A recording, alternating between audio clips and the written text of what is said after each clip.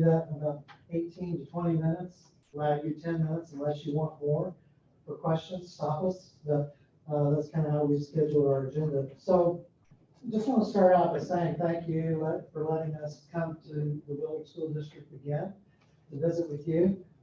Interestingly, I believe 4 out of the 5 projects that you're talking about on campuses here we've been involved with in the past with your district, either as a new ground up building or some renovation activity on those campuses. So that brings a little excitement to us about that, as well as a little excitement to hopefully have an opportunity to work with your district again. So what's really key to us is to make sure right out of the chute that we work hard to make sure we understand your priorities that you want to accomplish for not just these projects that have been identified, but for what you're looking at in the next 5 to 10 years that you're wanting to prepare to set your priorities for. I will tell you, one of our goals or one of our priorities is to make sure that the solutions that we create are cost effective and that every one of those achieves your visions and goals. So just to talk a little bit about our team, I'm really excited about the group that we brought. I'm excited about all of our staff, but particularly this group relative to their experiences and some of their specialties. Our group that's here this evening are certainly specialists in the field of education. They have long, strong history there, but they each have their own specialties within that arena of education. So Pam Haldeman is our senior project manager, Pam. And so she's been with me 33 years. And so she's been focused in education, but her specialty is in safety and security. She has been going to MSBA safe schools, teaching, giving conferences, teaching others how to pay attention to opportunities to create safe and secure environments in schools. She's also been recognized and received an award as Women in Construction. So we're proud of that award for her. John McNabb, he'll be a project manager. He's a 15-year veteran of our firm. Again, strong focus in education. Past president of the American Institute of Architects in Springfield. Also sat on the advisory committee that led the way with the state of Missouri to adopt the construction management at risk approach, which you may be entertaining using. Bonnie Crawford, she's another 15-year veteran with our organization, and she was also honored with an award as a Women in Construction. And her specialty is in the field of long-range planning and master planning, and so she heads that up in our organization. Ben Sapp, he has a specialty as a communications director.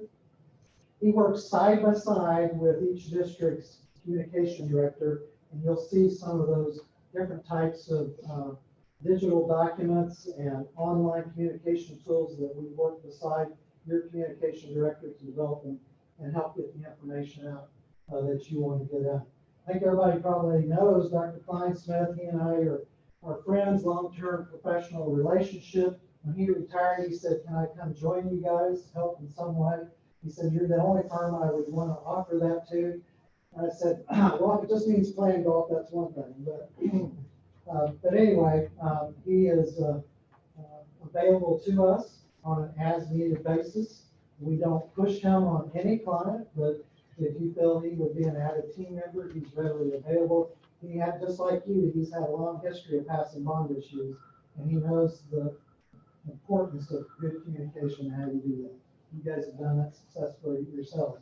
Cheryl Doran is our Director of Interior Design, and she has a 30-year history as well in the field. What I was going to talk about is our process for design and how we involve the owner, and also how we can work with the school district to pass the bond issue. What we've found historically is the most effective strategy for passing a bond issue is to empower the stakeholders in the community. And by doing that, then it gains them buy-in and ownership on the project. And then that way on election day. And in order to execute that strategy, we've developed these 6 proven steps. So the first one is we identify who the stakeholders are.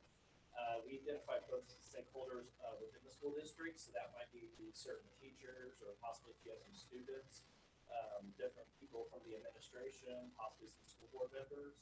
And then we also work with you guys to identify stakeholders from within the community. So is there different organizations or groups that maybe have strategic partnerships with the school district that you guys would like us to talk to, that we can kind of bring into the fold as well. The next thing we do at the very beginning of all this is we work with the administration and put together a very detailed schedule for the entire process, month by month. That way everyone knows up front when all the meetings are and what the expectations are of those meetings. So that way everyone has the opportunity to get the input. The third item, communication protocol. We find that communication is by far the most vital tool in having a successful project.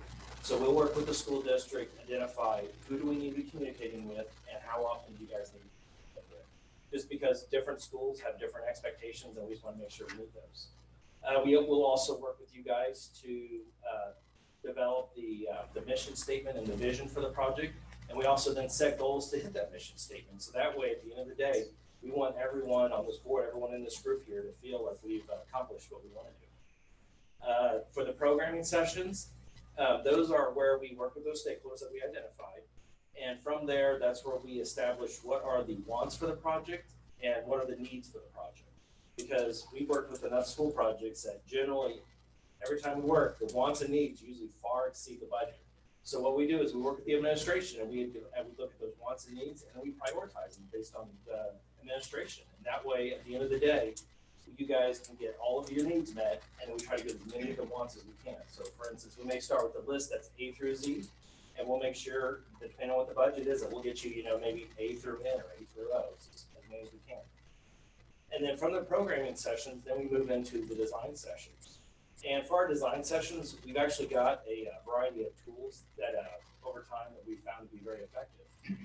These tools include different ways of creating 3D modeling that we can get very early on in the process. So that way the administration early on can see exactly what the building looks like and we can work through a lot of those discussions. Some of those 3D elements are, it's that BIM technology where we build the model, we actually build the buildings three-dimensionally. We also have a lot of virtual reality. And the virtual reality we'll actually use throughout the entire process. So internally in our office, we use virtual reality. We can also bring the virtual reality headsets to the administration meetings, or I've even taken them to board meetings before. And so we'll bring that over, we'll set it up so if some board members, before the board meeting starts, if some board members want to put the headsets on, they can see firsthand what is it like looking at these different three-dimensional elements. Some of the other tools that we also have are dealing with when we meet with different groups. Some groups are going to be very large, like community forums. Other groups are going to be much more smaller. And for each of these groups, we find that there's different tools that work for each of those. So for instance, for like the large groups, that might be something where we use a tool similar to Mentimeter, where everybody can kind of weigh in. Because a lot of times on large groups, sometimes people are a little reluctant to maybe voice their opinion, but we want to make sure everyone's opinions are heard. And then versus likewise on the smaller groups, we may use different tools such as like sticky notes or the little dot system. And those are very effective ways of showing certain trends. So on this one, we've also looked at, done some research, and interesting enough, we have to compliment you guys about this, but we found that you guys actually, a lot of the processes that you guys already have with your district work very well with the processes that we actually use when we do these projects. So for instance, this just kind of gives you an idea of all the different stakeholders that are involved in the projects. It also kind of shows you the different the tools that we use during the different meetings. So for instance, the image down on the left-hand side there, that'd be an example of maybe a community forum. And in order to make sure we get a lot of input, that's where we can use the Mentimeter kind of tools. Versus these other ones are where we can use the sticky notes or the dot systems that work very effectively. And really, at the end of the day, I think our goal is we just want to make sure that we get all the information in. And then likewise, we got to make sure we filter it all to make sure it's accurately shown. For the schedule, so we are ready. We're showing the schedule starting in June, so we are pretty much ready to hit the ground running with you guys. And so I talked earlier about the programming session. That's where we talk about the needs and the wants. And then from the listing program, we move into the design planning. And as part of the design planning, that's where the community forums will start. So a lot of times what it is we'll start with a preliminary design. So that way we have something to kind of start the discussion with. And then we'll have these different community forums.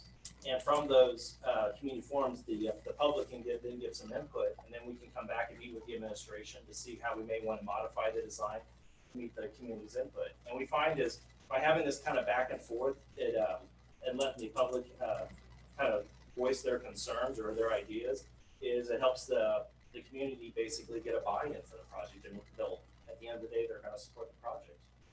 And then through the community forums, we then move into the campaign phase. So an example on the campaign phase, and these are both for our planning sessions and for the campaigns. As I mentioned, we have the VR technology that we use for several of them. We can also produce high resolution photorealistic graphic boards like you see in the middle there. And these are really nice just because they're so realistic that people can really understand and visualize what the projects are, and it helps them get behind them. Because there's nothing worse than if the public can't visualize it, it's usually they're very reluctant to support it. So we just find that if you can have some very effective graphics, it really does help sell the project to the public, and it gets that buy-in. And if you want to take it to the next level, we can take those still life renderings, and we actually can create animations out of them. That's what you're seeing on the right there. That is actually a video, and it's actually a walkthrough around the building. And these videos are nice because you can put that on your website, you can upload that to social media, you know, we can put that in the community forums, and especially with the new normalcy that we're seeing with all the COVID, I mean, these are some different techniques that we can do where we can have people, we need to send out messages, we may not be able to get large group of people in one room. So what can we do to we want to disseminate the message very effectively. So that's where we can come up with things like this. And what we've learned from social media is everyone loves to watch videos. These are the hits that you get when you do videos like that are very effective. And if you want to, you can even take it to the next step. And I'm gonna let Ben talk about this one, but this is some really exciting stuff that we've been working with this one. This is kind of the height of taking everything he talked about, the process, the vision, and everything, and throwing it onto its own website. This is City of Green Valley up near Kansas City, where we're doing a whole campus for them. We took those video fly-throughs, put them on the website. On here, we did a FAQ page as the community asked questions, posted them on there with the answers. They also did a little informational video. It's real simple. It's it'd be like maybe Dr. Teeter talking about the project with some videos of the fly-through proposed projects. They have the sample ballot on there. And then we also posted, this website started at the very beginning, and as the project progressed, we added things to it. So we had a timeline, like here's the community forum, here's what was said in the community forum, and had just really kept a nice process of everything going forward. And that'd be something I'd like to work with Whitney on to keep this updated. So it worked out really well. It's live. You guys go to visiongreenvalley.com. You can see it, kind of play with it, see all the things that are on there. But it is a living thing, and we change it as the process goes and as we get feedback. Again, with COVID, this would be huge if you can't have large community forums. My turn. Well, I know one of the priorities that you guys had listed was safety and security, or secure entrances. As Mike had mentioned, we've presented over the last 10 years at MSBA on safety and security, designing safe schools, safe rooms multiple times. So one of the things, we've kind of developed 5 levels that we look at when we look at safety and security. So even on the renovation part, one of them is level 1 is your entry. That's usually the main focus. So you want a single point. What historically we found is you want a single point of entry, and that to be a controlled entry. So just kind of a graphic representation here on this one. We had a single point of entry. That admin area had a full view of the parking lot. So a lot of the stuff that could occur, they could see coming in well before anybody even approached the front doors. So they came into, you'd come into the vestibule, you'd go into the office. That reception area was locked off, and then they would have to be buzzed out into the school once they felt it was secure enough to let them through. The other level of security is the supervision. So that's the green arrow there in the center. So to try to identify those particular points where you have a good clear sight, which is your passive visual areas, to see, you can kind of see things coming, exactly where, if you have issues within the school, even from students, because this also applies to if you have problems with students or bullying occurring, this minimizes a lot of that. The orange level 3 is your lockdown zones. So what we have in a lot of the schools, or what a lot of the districts are doing, is they have a panic button. So if there's an issue at the office, you hit the panic button, that automatically brings down on those orange circles, those would lock, and which locked off the wings, the classroom wings from the building. We try to identify some of those, if that's one of the things that you want to do, we'll identify those and set that up. Then that also put out the notifier to the staff through the intercom system, that there was an issue and that they were into lockdown mode. That lets then go into the level 4, which is our areas of refuge. That's the red areas that are colored in throughout the school there. So they have in place, they would have, those are their safe zones. So if that lockdown went in, the teachers come in and they start getting the kids corralled in to where they need to be. And then the level 5, which is your escape route. So the biggest key is to not lock down the school to the point that you can't get the kids out. So by doing these multiple levels of, enter, then this level, and then one level further, you can do that. And then we also use the escape route, or the level 5. We usually encourage the districts to work with their local law enforcement, because not only do you have the school locked down, but you want to have things in place to let law enforcement in without having to come through the main entrance always, but to have those things in place. So there's a lot of keys, and I know we may be running out of time. So there's a lot of key factors that, we go through, even as much as dividing where the buses load and unload. This particular one, we load the kids in and out off the back. That's in a secured fenced area. So here's a few examples of some of the, for instance, Sereno, the one in the upper left. This is some examples of where we've come in and renovated, made a secure entrance out of just a normal vestibule doors and going in. So we expanded upon that, secure those, use film a lot of times on the glass, make it intruder resistant. There's a multitude of things that we can do, but the main thing is the biggest thing is to see it coming and stop it or put those things into play to keep the school safe. Another example down there, so you can kind of see there on the lower left. And those were both renovations. The one on the right was a new one. So you can see it's very similar. So it's very easy, with a little bit of creative thinking, it's very easy to take an existing school and make a secure entrance. It's going to do just as much as if you were designing the school right out of the gate. To Pam's point, hopefully those visuals indicate that just because a school's on lockdown doesn't mean it has to look like a prison. Right. These are very open, very transparent, very inviting to the parents, to the students. You wouldn't know that you have those levels of security in play visually. And so we make a lot of effort to make sure during design that we follow several different protocols to not only gain the security, but also to maintain that open, welcoming environment. Right. Because if you feel really locked down and secure, that kind of creates a sense of fear in kids especially. And that's true for FEMA safe rooms also. They're not just secure boxes. They can double as any function you really want. We are one of the leaders in safe room design in Missouri. Since Pam mentioned, we had presented on them at MSBA, NASA, Missouri Safe Schools. Since 2006, we have completed over 50 FEMA projects. We also currently have 7 underway that's either being designed now or under construction, and 11 more on deck waiting for funding. Like I said, they can be dual function, gyms, multi-purpose rooms, classrooms. I think on page 34 of our RFQ booklet, it starts the discussion on our safe room experience, and you'll see that there's many different types of safe rooms in there of various sizes. They don't just look like boxes anymore. There's been a lot of advances in construction technology since we started doing safe rooms. There's doors and windows that look like standard construction, so we can really blend these facilities into existing buildings or make them look like standard construction instead of just a safe room.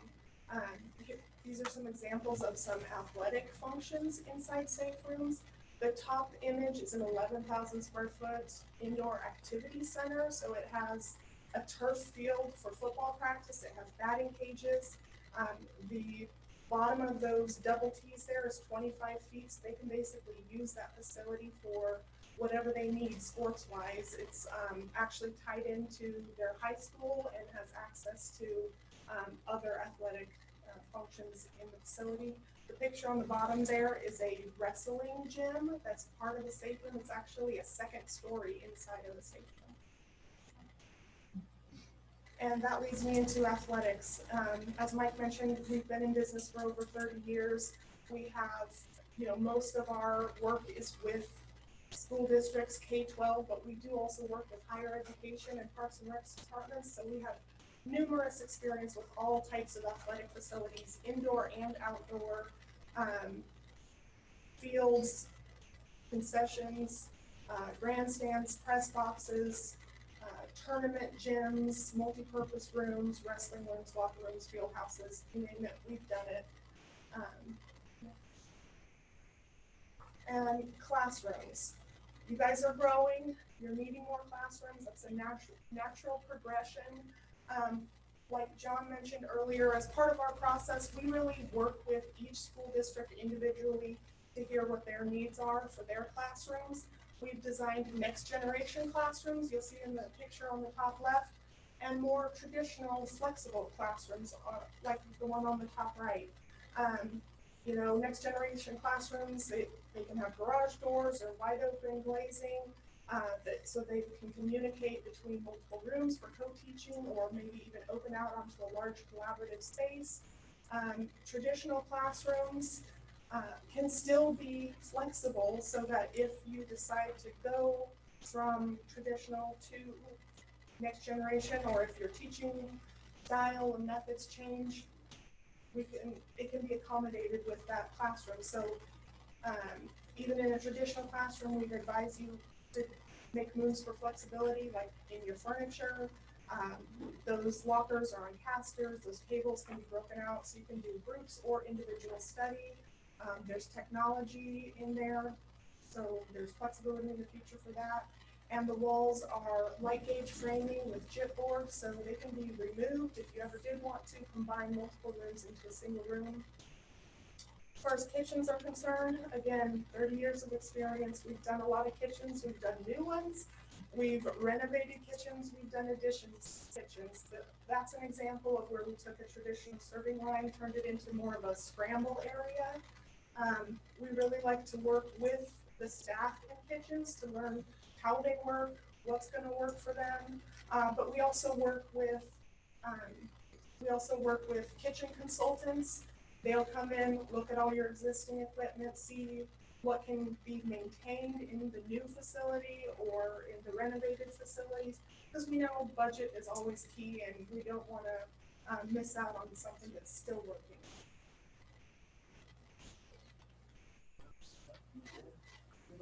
You keep it calm. I want you to, you're doing good. You're doing good. What we got left? You've got about 10.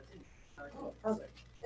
Okay, well, so we went through a lot of information very quickly. We tried to hit the highlights of what we know today as the potential projects that we would pursue next year. Assuming bond issue goes forward and will pass. You guys have done a great job with that. So we want to hit those highlights, but we also want to take time and see what else is on your mind and what we can offer in response.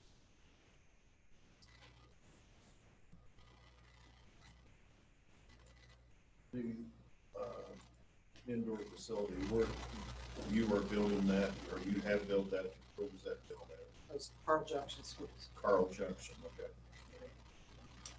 And how many square feet, 11,000? 11,000.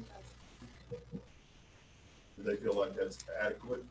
They wanted more, but there is a limit with free gas, unfortunately, with the spans on that, so you can only get so wide. They weren't able to get the full width of the field that they wanted, and plus they had to provide, that center area is turf, but then they had to provide paved areas for ADA compliance on the side. They wanted to give plenty of room between the two. What was the width of it? It's roughly, I believe it was almost 100. Almost 100 feet, that's about the max span on the double T's, but then you can go as long as you want, really. To be a column-free space. And so, and that was a FEMA Yes. Yes, it shelter? was. I think our experience in FEMA shelters is that they cost a lot more than regular. When you get big like that, the number goes up, but you know, it's about 15%. To do over conventional construction, it usually ends up only being about 15 or 20% more to go to a FEMA safe We've room. heard more because whenever when you get the government involved, it seems like. Yeah, and that's reasonable to assume. We actually had one district, this is maybe 6 years ago, that was interested in FEMA, but, you know, they felt the same way, that it was gonna cost more. They didn't wanna go through, you know, the paperwork through the federal government and at the state level. And so, we saw other districts taking advantage of that money and enjoying, you know, the grant money coming through. So we offered to design it both ways and to bid it both ways. When they received bids, then they could decide what they wanted to do. They took us up on that. Only paid us one fee, but they took us up on it. Sounds like a win-win. So at the end of the day, when the bids came in, I think it was like 8% more to buy the FEMA rated facility versus the non-rated. And so they felt that was close enough in their mind, you know, that the grant would be a huge win for them. And we've seen that time and time again, you know, not that we do that over and over and bid one non and one FEMA rated, but historically, we've seen good costs come in. We've had a lot of districts that are building now without the FEMA funding. Yeah. They're doing it anyway. So what are the ratings on those FEMA shelters? Are they? They will list, the way that it's described with, the FEMA describes it is, it will provide near absolute protection from up to 250 mile an hour winds or So it's EF5. 5. Yeah. And a lot of times what happens is, we'll still, when it's non-FEMA funded, just when it's funded by the school districts, we'll still make sure that the envelope of the building meets the same FEMA standard, but you can just choose on the inside of the building to do things a little What you different. wanna do on the You may not inside, have to yes. fit the toilets in that FEMA requires and other things like that. Yes. Have the FEMA requirements changed at all because the school district put in for a grant? We didn't get it because our population around the area where we wanted to put it was not significant enough to warrant a grant. We have applications in now where the school has actually is just doing the safe room for the school. I mean, just for Right. students and staff. You can do it as a community shelter if you want to. It just increases that. So actually FEMA finally, in early years, they were a little more particular. More recently, they realized that it's a win-win for everybody. That they're able to put shelters into communities and provide that safe harbor and Sure. and it has to be dual use, not these concrete boxes that are sitting there never used half the time. So they Good. have lightened up a lot on that, and they really want to, they're really encouraging. So, there's different ways to do that. We do all sizes and do a lot of different ways. Oftentimes what we find is that if a district doesn't want to provide that opportunity for the community and just keep it for their school proper, that when you run through the calculations, it doesn't give them, they give them enough square footage for a shelter in the event of a storm, but it doesn't give them enough square footage for whatever they want to use the space for during those non-events. Sure. So that's why they like to reach out if they can and make it a community shelter, because all of a sudden that square footage starts going up and up, and you can do gyms, you can do performing arts centers, you know, so that's where the big benefit comes in, to use that grant money for dual purpose use. Also, you had mentioned that does FEMA change the rules? And literally every year they do. In fact, this last summer. It's a government thing. Yeah, no, last summer they actually changed the rule that before you could actually get a FEMA grant and you could oversize it, but whatever you oversized it by, you would have to cover the difference. FEMA said they're no longer doing that. So from now on, any grants that are approved, if your grant's only 5,000, you can literally only build a 5,000 room there. You can't build a 7,000 however you have to. So, Oh, okay. so that's Yeah, just, you had mentioned some work with Willard or with the school district previously. What was that? Central Elementary, we did work at your middle school over here. We did the building over here. Willard East, Um, Olive East. And we did renovations and additions at South. So, I think it's And South. we, Did you guys do the library at South? we did, we Okay. did the library addition there, and then there was some interior renovations, I believe to classrooms, maybe the administration piece there at the Yes. front. Yes. Do you remember that? Yes. As far as long-range planning, master planning for facilities, can you give us an example of a couple customers you've got going on currently and what kind of scope that looks like? We're working with Clover School District right now. That's updating theirs. They actually had built out their 10-year plan that we did originally. Yes. So now they're in St. Joe, so we're getting ready to update that. Was The next that 10 previous years. one, was that like include the high school and Yes. Yep. things like that? Yep. The previous It's one when they was- went from the K-12 campus and they built a new high school, which, you know, we had designed that to add on to, so they've got to reach that point. And then, And then we just wrapped that up and we're working on a campaign with them now for a new middle school. That's their second. We did the first master plan, and just like Clever, we've done an update to their previous 10-year. there's another one. Lebanon We're School working with District. Lebanon, got to review theirs. So there's a lot, we have a lot of a lot of our districts do that. We encourage that because it's just a good thing to do. I mean, it just saves Clever, for instance, that school, when we designed it to be added on to, it's programmed out that it could be 1,500 students. And, you know, with little instruction. Just maybe a point of interest, besides school districts, a couple of years ago, we just finished for the city of Kansas City, Mid-Continent Public Library District. We did a master plan for them, and they passed a bond issue. It was about $130 million. We're working on those projects now, which over the next 6 years, and then the image that Ben talked about, the city of Green Valley. We did a full master plan there to develop and build out that full civic campus, which is eventually going to be about $80 million worth of work there. So that one just finished. It's not a school district, but the things that you do to go through master planning and to involve the right people at all levels to, you know, provide that empowerment, that ownership, and then to get that yes in the ballot box. Same process, whether it's a city, a library district, or a school district. It works, it works, it works. If you guys want to check that out, it is on that website. Yeah. Great Valley. It's a big PDF, might take a little, it's 180 pages long. but It's there. Mr. Sapp, when did you graduate from Arkansas? 1982. You remember Stephen Anderson? Oh, yes. Okay, Steve was a real good friend of mine. He graduated from this school. Oh, is that right? Yes. His family, a lot of his family still lives here too. Yeah. Well, I don't know about that. I thought that's where you were going. No, I'm not going that far. Yes. All right, guys. Any other questions for these guys? Thank you very much. We appreciate you, and I hope we have an opportunity to be here again. Thanks, very guys. much. Appreciate it. We'll get the restroom real quick. Anybody else need a break real quick? Somebody need a drink? I'm gonna grab a pizza.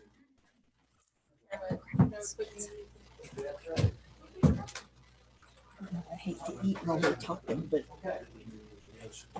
Oh. Yeah, it is. It's- Phenomenal. yeah, it is. One thing I have to think about that facility is the spectator space in the gym. When they break it down to what they need to do, two free courts in there. But other than that, the educational spaces, the safety in there. Indian high school is what they do. I can't believe it, Bill. They won't give it up. Got a quick question for you. Yeah. This should No, be. no. Oh, it's an easy one. He doesn't have accounts. It'll be a thing. No, I got my Yeah, own cows. I I'm here got for 6 this, cows but- in my house You now. look good. I got cows. You gotta place the I had to hand. feed them yesterday. Yeah, I knew they were fine.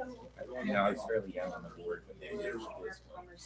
And, Yes. That they are just But- letting right up to, yeah, but I was- unfortunately I not we didn't bulldozing have down. trouble with it whatsoever. That's because we own the property. I know. Okay. We were talking about as a chamber, how we got signing a lot of love, They're- and this would be a But they're good time to do it. 60s. Yeah, So, this would be a I'm good gonna time to stick do it it. on it. So we used to use I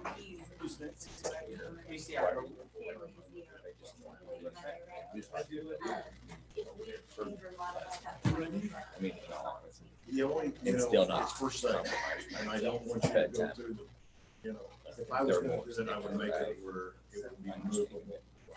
There was a I piece wouldn't of pizza put it missing in the I'd box. probably not put trying to move. Did you grab one early? So we could share it. Was there one out of there? There was one that was That's gone. interesting. Well, Yeah. there's a piece of gone. What is it? That's fine. There was a piece of pizza missing from the box. I don't know how that happened. Sure.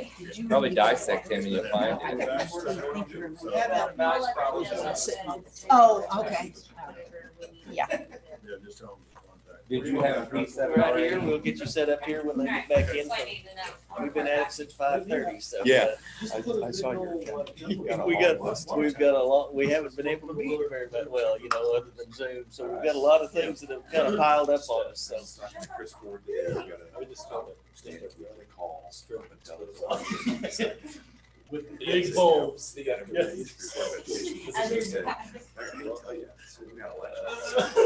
As you're going around and around. I got all kinds of You don't stuff. have- are you You're not counting even on days? the agenda, and I have to apologize, but Or hours or minutes, you should seconds. Maybe. You get more? Well, I haven't had any pizza yet, so. Oh. Sarah, did you tell on me already? What? Janelle You wanna said do there the was next piece of break? Pizza I don't missing know for some what you're reason, talking about. so.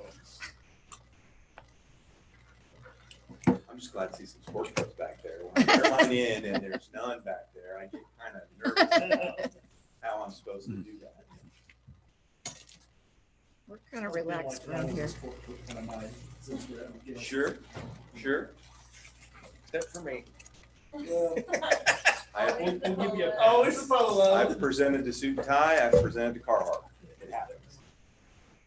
What about bib overalls?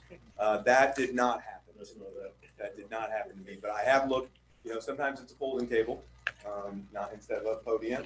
And I've looked across and seen more boots than shoes on a reasonably regular basis.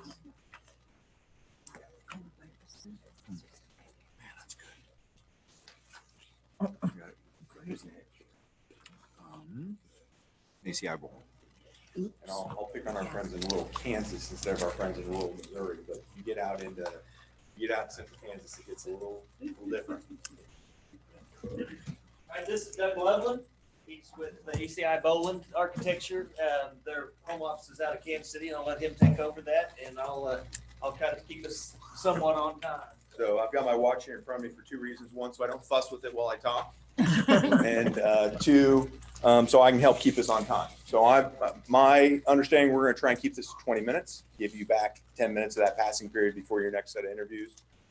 So let me introduce myself and let me introduce the rest of my team. When Dr. Hutzel said that we were trying to keep it limited on number of people, we took you at your word. I'm uncomfortable because I'm not usually down here by myself. I usually do come with a traveling party, but my name's Doug Loveland. I'm an architect, I'm a master planner. I'm an owner of the firm, principal in charge. With me virtually, Michael Couch, one of my partners, 30 years of experience. Mike Brown, our project manager, he's got about 10 years of experience. He's got 4 kids at home. He's chasing around all the time, coaching soccer. Ariel Pearson-Burrow is one of our sort of 5-year-olds, as I would say it. One of our young up-and-coming designers. She's spent a majority of her career in our education practice. She has spent all of her career with ACI Bowl. She joined us as a college intern when she was still a junior. And Christine Parisi. Christine's one of our senior interior architects. She's my most experienced interior architect when it comes to helping a district approach things like material selections, durable materials in school facilities. I get pretty excited when I'm able to bring Christine to clients. A little background on myself, just to make everybody feel comfortable. I'm an administrator husband. My wife is a principal in urban Kansas City. I've got 4 kids running around at home myself. I've sent 1 out into the world. I still got 3 at home. They all got done with school today. That means tomorrow I get to be by myself in the office. It's great. And I'm the proud son of a 20-year board member in my hometown. So it is very significant for me that I get to do education architecture. I lead our educational studio. I have for the last 4 years. Prior to that, Michael led our practice for about 2 decades. So enough about us. You've got your 8 key values that tie to your mission statement. We have our 4 guiding principles, and I won't bore you with them, but the 2 I want to point out are joyful process and celebrating creativity. We really enjoy doing what we do for a living. We really enjoy helping put together buildings. We enjoy putting them together for students. The group of people that I brought to you do that full time. But we also enjoy finding the 3rd solution that is better than the 2nd and sometimes better than the 1st, and having a good solid conversation about how to find the right solution for our clients, not just the 1st solution. We celebrate that with creativity. The other one is joyful process. Because we enjoy what we do for a living, we prefer to have fun while we do it. And we prefer for you to enjoy it along with us. So although architecture may be different for you, architecture may be difficult sometimes for teachers or administrators to get their mindset shifted to what we're trying to accomplish, we try and allow it to be a joyful process, to not just present you with a white piece of paper and say, what do you want to do? So I'm going to talk tonight briefly about our broad educational experience. We put a lot of that in the RFQ, in the written material. I'm not going to bore you with regurgitating that, but I'm going to expand on it just a smidgen. We're going to talk about master planning, bond consensus support. Again, that was in our written material. What I'm going to do is I'm going to walk you through how we like to execute it briefly with a little case study, so you can sort of understand what that feels like when you're working with us. And then talk very briefly at the end about long-term relationships. We hold them dear to our heart. And so I want to finish with long-term relationships. And I feel like I'm talking very fast, but I'm trying to keep us on time. All right, this is our internal process. We call it our wheel. As we march through the design process, the most important thing that I want to point out to you here is that dark blue strategize is sort of at the 11:30 mark on the wheel. You see that same dark blue appears at 1:30, it appears at 2 o'clock, it appears at about 3:30. That's our goal setting. And those goals are the core of what we're trying to accomplish for our public school clients. Public school districts thrive on predictability, on regularity, on being able to focus on what you do best and not having me come to you with a surprise. And so that goal setting occurs very early. We try and drag it, in fact, to the very beginning of the process, and we reiterate it as we move through the more traditional architectural processes of developing plans, drawing, selecting materials, putting things out to bid. For us, those goals are the core DNA of every project. And if we don't revisit them, then we're flying blind sometimes. So let's talk just briefly about how we do some of that. Academic planning is the core of what we do at ACI Bowling. My team is full-time K-12 practitioners, as I talked to you about. For us, what's really important whenever we approach an existing building is to understand how you use it and what its capabilities are. So in this case, we're looking at an existing high school, middle school, and we're looking at what are they using for full-time classrooms or what is available? What are they using for part-time classrooms or what is available? To us, that's critical when we start getting to the algebra. We start looking at their future proofing, what their enrollment trends might be, what their enrollment trends are anticipated to be, and then how we use the building in that setting. And the reason for that is that allows us to then take a good hard look from the mind of an educator as to what's the potential for that building. Not just where can I add on to it or what can I take away or give back, but actually how you use the building and how we can improve or augment your use of that building spaces instead of, well, potentially instead of squashing something important. The other thing we like to do very early in the process, this is part of the goal setting. You have goals for budget. We have to be able to talk about budget without getting self-conscious about it. It is a predicate to the math problem. So to me, the easiest way to do that is to find a common language on budget. Decide on what you're trying to accomplish within your building. Allow us to put costs to them. And then allow us to keep that stable understanding of cost as we negotiate the different ideas that come out as you're master planning, as you're developing projects. Instead of getting hung up on the idea that we might have wiggled something $2 here or $5 there, to develop a common vocabulary and then not be self-conscious when we talk about the consequences of different ideas. Something gets bigger, it gets smaller, we can generally predict where it's going to be on cost and have a legitimate conversation about that aspect of decision. Dr. Teeter, do you have something there? No, Okay. just listen. All right. But the focus here is to avoid being self-conscious about cost. The focus here is to get it out on the table and talk about it. You know, here in America, we don't like to talk about money, but you have finite resources. And this is part of how we then respect those. So then let's talk about the meat and potatoes of academic planning, which is putting ideas down on paper. I talked about celebrating creativity. Inevitably, that means that we're never going to come to you with just one solution. This is actually two of what that particular night was, 4 different solutions for a single problem, which was putting a storm shelter locker room and a new competition gymnasium on an existing building. And the client we were working with, I'll fess up, this one is actually Fordland, Missouri, Fordland R3. The client had a previous plan that put the gymnasium out behind the high school, the lower right-hand side. But that was predicated on having a FEMA grant. It squashed some space. We had to have a straight upfront conversation about the fact that the solution on the right is still very viable. It's nice and compact. It accomplishes a lot of goals. It requires me to do that orange box in the bottom right-hand corner because I've got to replace what we squashed. In the setting that they're in right now, where they're pessimistic that they'll get a FEMA grant, we had to take a look at other options, including ones that don't squash existing space, that just capitalize on our ability to add on to the building. Still accomplishes the goals for their project, has different consequences on the cost side. It's part of a master planning process that frankly includes more than just one solution, that really lets us explore what are some of the ideas. Again, using that common vocabulary for cost lets us get the self-consciousness out of it. It lets us talk about size, lets us talk about scope.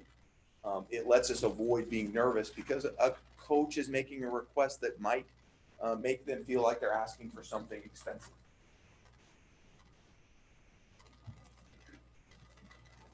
Safety and security is another aspect of master planning. So I showed you sort of the standard architectural repertoire. Deciding on costs, deciding on goals, managing those goals through the design process, and then eventually, pardon, I'm checking my time, and then eventually landing on some ideas, presenting those ideas. Safety and security is one of those things that really does fall in the realm of the architectural specialization in education right now. The needs of a public school client, or frankly any school client, are different than those of a corporate client. These are our 5 areas of emphasis when it comes to safety and security. We've presented on these nationally through A4LE. I will tell you a secret. There's really only 2 of those that I have a huge impact on with facilities. Personal relationships with students and staff, I can help foster that with some of the things you see in this picture. With transparency, with spaces that allow people to take pride in their building, with a little bit of graphics, with a sense of joy about being in the building, having a little fun with color. Those are things that we believe actually support building culture, and they support those relationships between students and staff. But I'm a support there. Secure spaces I can have a direct impact on. I can design secure spaces for you. I can make sure that we're operating in line with what your security guidelines want to be. We can make sure that we're giving you the best advice that we have, and we can be designing secure spaces for you. A credible response is an operational item. I can support it. I don't have a huge impact on it. I need to make sure I'm respecting it. The training of students and staff, how to recognize and react to a threat. Again, I can support that some with the facility, but that fundamentally is not something that's something that I can really author with the building. So, these 5 aspects are important, but we're not a panacea to all those things. We've got to support them with the building where the building can be a support and not harm the other ones. So let's talk about storm shelters. They're an aspect of safety and security. When I talk safety and security, I generally am thinking of storm security as well. We've got 3 big criteria we think about when we're talking about storm shelter. 1, planning for the appropriate criteria. Do you want to apply for a full FEMA 361 grant? We've got Toth & Associates on our team. They're regionally, frankly, one of the largest firms when it comes to helping school districts apply for and go after those grants. Or do you just want a really tough box that'll survive a storm, a storm of the same criteria that FEMA has, but might not meet all of the criteria that FEMA would want in a grant-bearing shelter, say it that way. What is the right criteria for you and for your projects? Identifying school day uses for the spaces. So you've seen some colorful pictures from our team already, but you know, this is a storm shelter. It's not a FEMA 365 shelter. It's a storm shelter that meets all those structural criteria. Doors meet those criteria. It has some of the emergency backup power, but this is for a school district that wasn't going for a grant. And so there's some aspects that you would have to put in a full FEMA, I will say a full caffeinated FEMA shelter, that aren't in this project.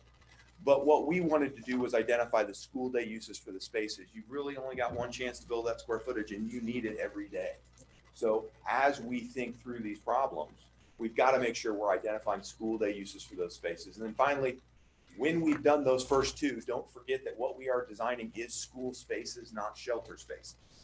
I challenge you to look at that photo and feel like you're in a storm shelter. But it is the quietest gym you might have been in.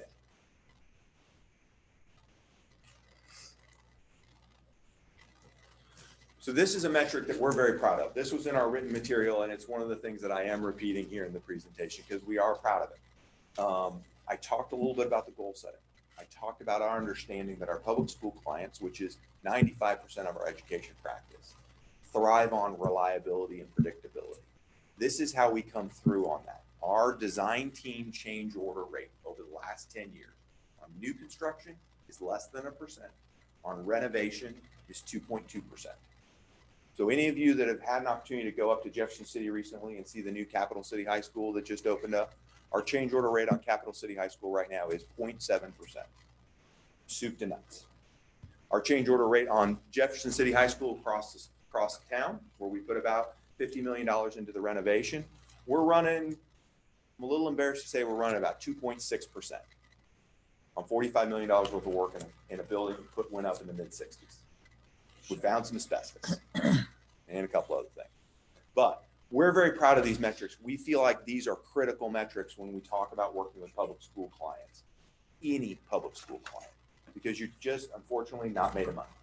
Help me understand. You said you're proud of them. Give me a reason why you're proud of them. Industry average for new construction is about 2.5% to 3%. Industry average for renovation is about 7 to 8%. That's from a 2014 study by Michigan State. Thank you. We're also proud of these metrics. In the last 10 years, we've helped districts with about $700 million worth of successful bonds, and we have a 93% success rate at the ballot box. So I'm going to talk very briefly. I'm down to about 5 minutes here. I'm going to talk very briefly about how we support bond referendums. Just a couple of more slides, and then I'm going to open it up for questions. So we think of bond development in 4 categories because amongst our services, this is the one our clients vary the most on, what they want from their architect in this realm. The one on the left in the dark blue is sort of the meat and potatoes. It's a planning, it's helping develop potential projects, potentially putting cost to those projects, helping you understand potential schedules, helping you understand the consequences of moving through construction. That's very standard. You've seen our presentation tonight. They're all put together by a very nice lady named Rafi, who's got about a 6-month-old at home. And Rafi is our graphic designer. One of the things that we have the opportunity to offer is that graphical support, not just in our designs and marketing materials, but in bond materials and into our projects. Rafi had billable time on Jefferson City High School designing the graphics for the gymnasium walls. We use her throughout our practice, not just in marketing materials. Collateral production, mailers, website publications, videos. These are all things that have started to become part of how school districts distribute the facts related to their bond referendums. And we can assist with a lot of those efforts. And then election and issue analysis. This is something that we don't do very often with our very large clients. Most of them have staff in-house that have experience with bond referendums. Some of our smaller clients and some of our more rural clients ask for a little bit of help understanding the issues surrounding their election, communications planning. They might ask me to put together a communications plan for them. that's tied to the collateral production and the graphical support. So let me just briefly demonstrate for you what that looks like. This is Willard Public School District. You've got just a little less than 15,000 active registered voters in the Willard Public Schools. Your average about 24.87 likely votes. That's your average turnout over the last 4 elections. That means if you need a 57.14 plus 1 vote, you need about 2,111 votes. Now, immediately what I go to is the right-hand column. You've got about 4,900 students and staff. I would say that that means you've probably got something around 24 to 2,500 vested voters in your school district. Vested voters are voters who have a student in your schools, grandchild in your schools, staff member, family, vested voters in your schools. If you can convince 70% of them to vote yes and to have shown up at the poll on that day, you've got 1,700 votes. The reason this algebra is important is it helps us educate us as to how we communicate about your bond issue. What this tells me is that you don't just focus your communication on your school family. You focus your communications on the broader community because you need the help of the broader community. You cannot pass an election in Willard, at least on this very superficial look, just focusing on communicating with the school family. So if we were in a position where I was talking to you about a communication plan, I'd be talking about a broader communication plan. It does mean we talk about different issues. School families want to hear about opportunity. They want to hear about quality education. The average public patron wants to hear about taxes, preferably low. Some of the bond materials that we would use to support these, I call these a site board and a success board. And with a lot of school districts, we tend to have a couple of these, but a board that talks about what's going on at your particular school. When you walk in your elementary school, you check your son or daughter in or out, what's going on in their elementary school with this bond election. And then in the middle, the success board. What's going right? What are the things that you don't get a lot of opportunities to brag? What are the things that are going right in Willard Public Schools? And how are those important when you go to the public and ask for their trust and ask for their money to do more? And what are the things that you can put on those two kinds of boards? So client longevity, and I will wrap it up here. So client longevity, these are, again, I've talked a couple of times, these are numbers that we're very proud of. These are clients of ours, both in the Kansas City Metro and out in Missouri, that we've worked with for a long time, that we've served well, we believe. And we probably included as our references in the written material. We're very proud of these. I've personally served every single one of these clients just in my 5 years at ACI Boulevard. So with that, question. And I apologize because I was going very fast. What's your opinion of FEMA shelter? What is your cost analysis on that versus if you build the same facility but don't quite build it to the FEMA? We tend to use a number, normal construction to storm construction, about 30%, about a plus 30%. What I will say is there's not always a huge savings, FEMA to just storm hard. What it saves you, potentially you're not having to work a set of bathrooms into a place that you otherwise might not naturally use bathrooms in a school day. So with that gymnasium example, we don't have to make the hardened shelter big enough to go grab a set of bathrooms to meet the criteria of FEMA, which is a requirement. You are required to have bathroom facilities in a FEMA grant shelter. In Jefferson City High School, the additions that we just completed, the new auxiliary gym is a FEMA shelter. Not a grant-bearing shelter, but it meets all of the criteria because we were very hopeful to have gotten a grant. We had to also harden the locker room adjacent to it because we had to have bathroom facilities. We didn't need it for the space. We needed it for the restrooms.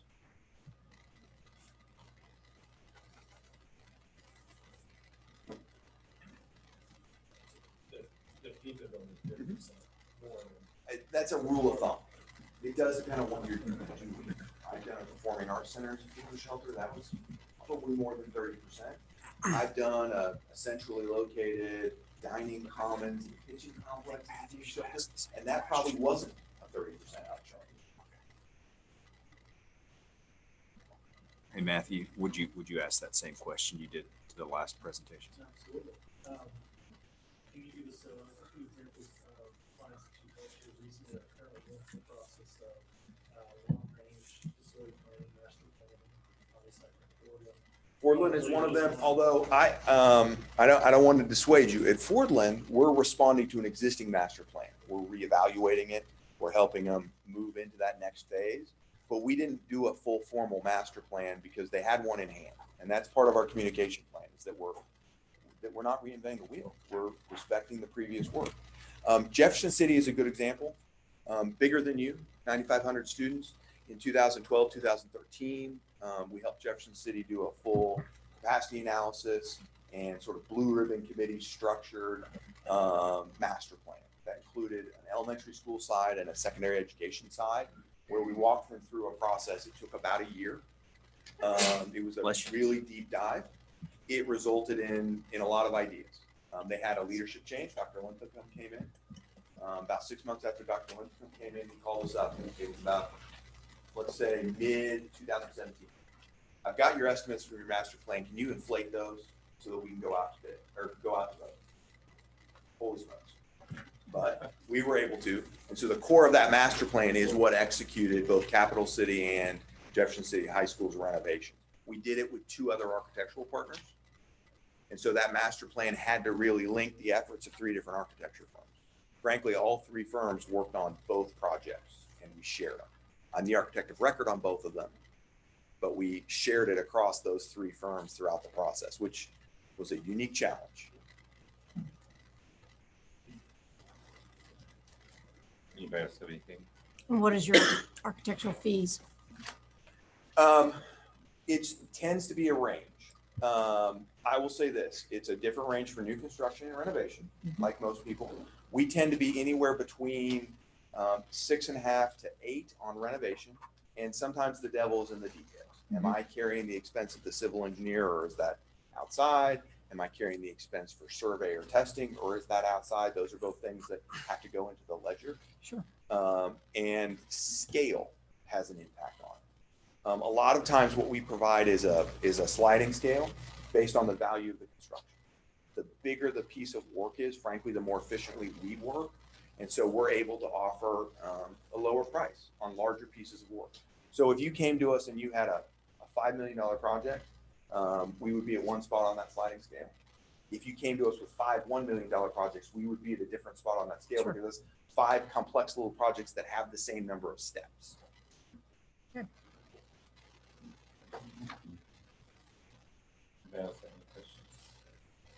Thank you very much. Yeah. Thanks for coming down. Thank you. That's not mine. So you have 2 more this evening, and then you've got a full board meeting this evening. Yes. There's some pizza in there if you need something on the way up. So, Thank you very all right, much. be safe.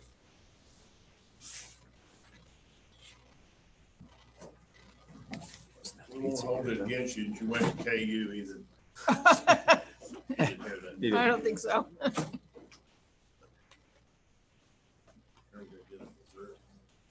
How come he didn't bring people down? He was told not to bring. He was told for social distancing. His beginning was like that. That's why I was just curious as why people are against it. People do what they do, don't they? So can I ask a No, I think it was, he'd be cognizant of dumb how many question? bring. I feel like these people know more than I as a board member know about what projects they're gonna work with the district on. I thought that was kind of interesting too, but I mean, I'm sure Derek has talked to him about what projects the facilities committee we have discussed. I'm sure he's talked to them. Well, I'm sure that's true too, but wouldn't it have been nice if the rest of the board knew what that facilities committee's recommendations were before the architects came and talked to us about it? Yeah, I think we did a survey too. Well, the survey, but that's not, I mean, I don't feel like we had much input on that. That was just the results of the survey. Yeah.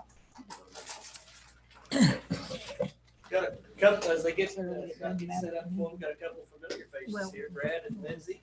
I think you guys have seen them, talked to them several times, but they're here also to present, and we're running a little bit, but we'll make sure that we get time and get what, Hey, Lindsay. try to stay on task as well. So I'll turn it over to you guys. Brad, do you want me You to want me to- take one and pass along? or that- you're Don't good? wait on him. Sure, Start you talking. got it. She's gonna start it. Well, Brad's gonna kick us off. Yeah, but you probably have. Oh, I They do? want to see too. Can I- It's pretty clear. Oh, yes. Official part of the presentation, but we figured everybody would want to see the new addition. That's a good idea. to the Paragon family. We didn't want to hear- Oh, my gosh. How old Look at now? that. He will be 4 months. Oh, he's 4 months yesterday. Wow. It's crazy how fast he goes. Oh my goodness, there you go. Did we get everybody? How are you Oh doing, my Mom? gosh. So last time we saw him, he was He was inside. He was taking cover. Good. So, Okay, good. It works. all right. We'll get your lights here. Oh, here, Yeah, it's, she's ordering pizza. oh, it's okay. We can, whatever you guys are comfortable with. So, thank you.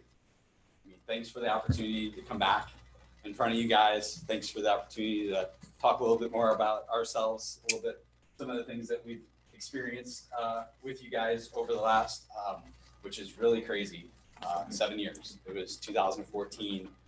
And yes, this is the exact same shirt that I wore. It still fits, thankfully. A little bit younger, then probably a little bit more hair on my head. But essentially, this is what we're going to talk to you about today. We just want to talk about how truly special and important our relationship and our partnership has been with your district, your board, your administration, and the kids and the faculty and staff that we've been able to impact. The relevant project information and experience that we've had both with the district, but also kind of highlighting some of the projects that you don't know that we've done that might be related to some of the projects that you might be looking at. And then also just the plan that we have in place. It was interesting that we were talking, it's like how many times have we sat in those chairs out in the lobby? And it kind of hit me that I saw the values again. And, we just kind of focused on that internally a little bit more over the last year. And, the servant leadership, family, relationships, the integrity, integrity-driven decisions, and then, kids first. Those 4 or 5 are just our top 4 or 5 of our top 5 or 6. And so that's, I think, why we have felt it's been a great relationship over the years. That partnership, that support, it comes from many different ways, but we truly believe that our goal is to engage with you. Our charge is to listen and to solve and to come back with something that truly benefits your community. The other piece of that and why we track this and why we promote it is what our availability is. And so firm-wide, as we see for the rest of 2020 and into 2021, we have 62% availability. So if we are fortunate to work with you again, that would only drop down to 57%. So we have the availability, and Lindsay very specifically, this would be her 3rd baby, 4th baby, whatever it is at this point. Yeah. But essentially, she will be dedicated to this sets of projects over time, but also the process that we go through over the next several months. And her availability is at 70% right now. Is your husband aware of that? Yeah. He's very well aware. Yeah. So this is other members of our team. We didn't bring everybody this time. Familiar faces, people that have all worked on projects for the Willard District, including our engineers. What was really cool when the RFQ was announced, all of the engineers that worked on your projects in the past called us within a day or two, said, we want to be on the team again. We really enjoyed the projects. We love what we were able to do. We want to be on the team again. And so these are people that we work with consistently. They have families, they work, family members work in the district, kids in the district, and they've worked on past projects as well. our partnership by the numbers. In 7 years, we've worked on over 22 projects with you, met in front of you and looked at projects dozens and dozens of times, and also worked with people across the district, from administration and staff, teachers, maintenance department, transportation department, food services. I think we've worked with every single one of your departments. And we're really proud of our work with you. We're invested in the community. Willard is our community. Beth Keeling in our office has a son in high school and a son at the elementary school. And she says all the time, and I promise it's not just because we work with you, but she says, I bleed Willard. And I think even though I don't have kids in the district, I feel that way too, just because of the relationships we've developed over the years. And my desk mate, Nathan, had kids in the district. One of our structural engineers, his wife teaches here and his kids go here. And our mechanical engineer, you know, we have people all across that have worked with you. And so we're really invested in you because you are us, we are you. Part of that is being right next door. And so Lindsay and I were, as we were putting this together, we kind of jokes like, Derek has our cell phone number and isn't afraid to text or call. We answer his texts and his calls pretty quickly. We're not afraid to answer.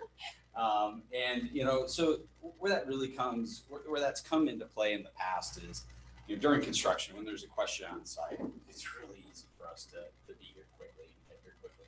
When it comes to just the logistics of putting together a plan, whether it's community engagement, board meetings, design meetings with administration, design meetings with teachers and staff, we're here. So it's really easy for us to be at your schedule and working along what works best for you guys throughout the process. And education is our specialty. Over 65% of the work that we do is in education. It's something that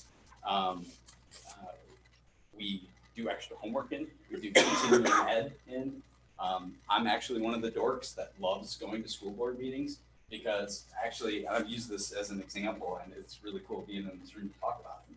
But hearing about the third grade classrooms over at South Elementary, sitting in a board meeting, hearing how there is a classroom over there in a 1950s era building where there's 40 some kids. And I had to see it and went over there the next day and got the tour of how and got to see how that works. That's the stuff that fuels me, that then as I go to work with other districts and hear some of the things that they're doing, I can say, hey, this is what Willard's doing. This is what we've seen. It wasn't even our project. We weren't even involved, but I was able to help bring that knowledge forward. And those are the things that we really like and why we invest in education. I'm going to talk a little bit again about the 22 projects we've done with you. We do education, but there's diversity in those projects.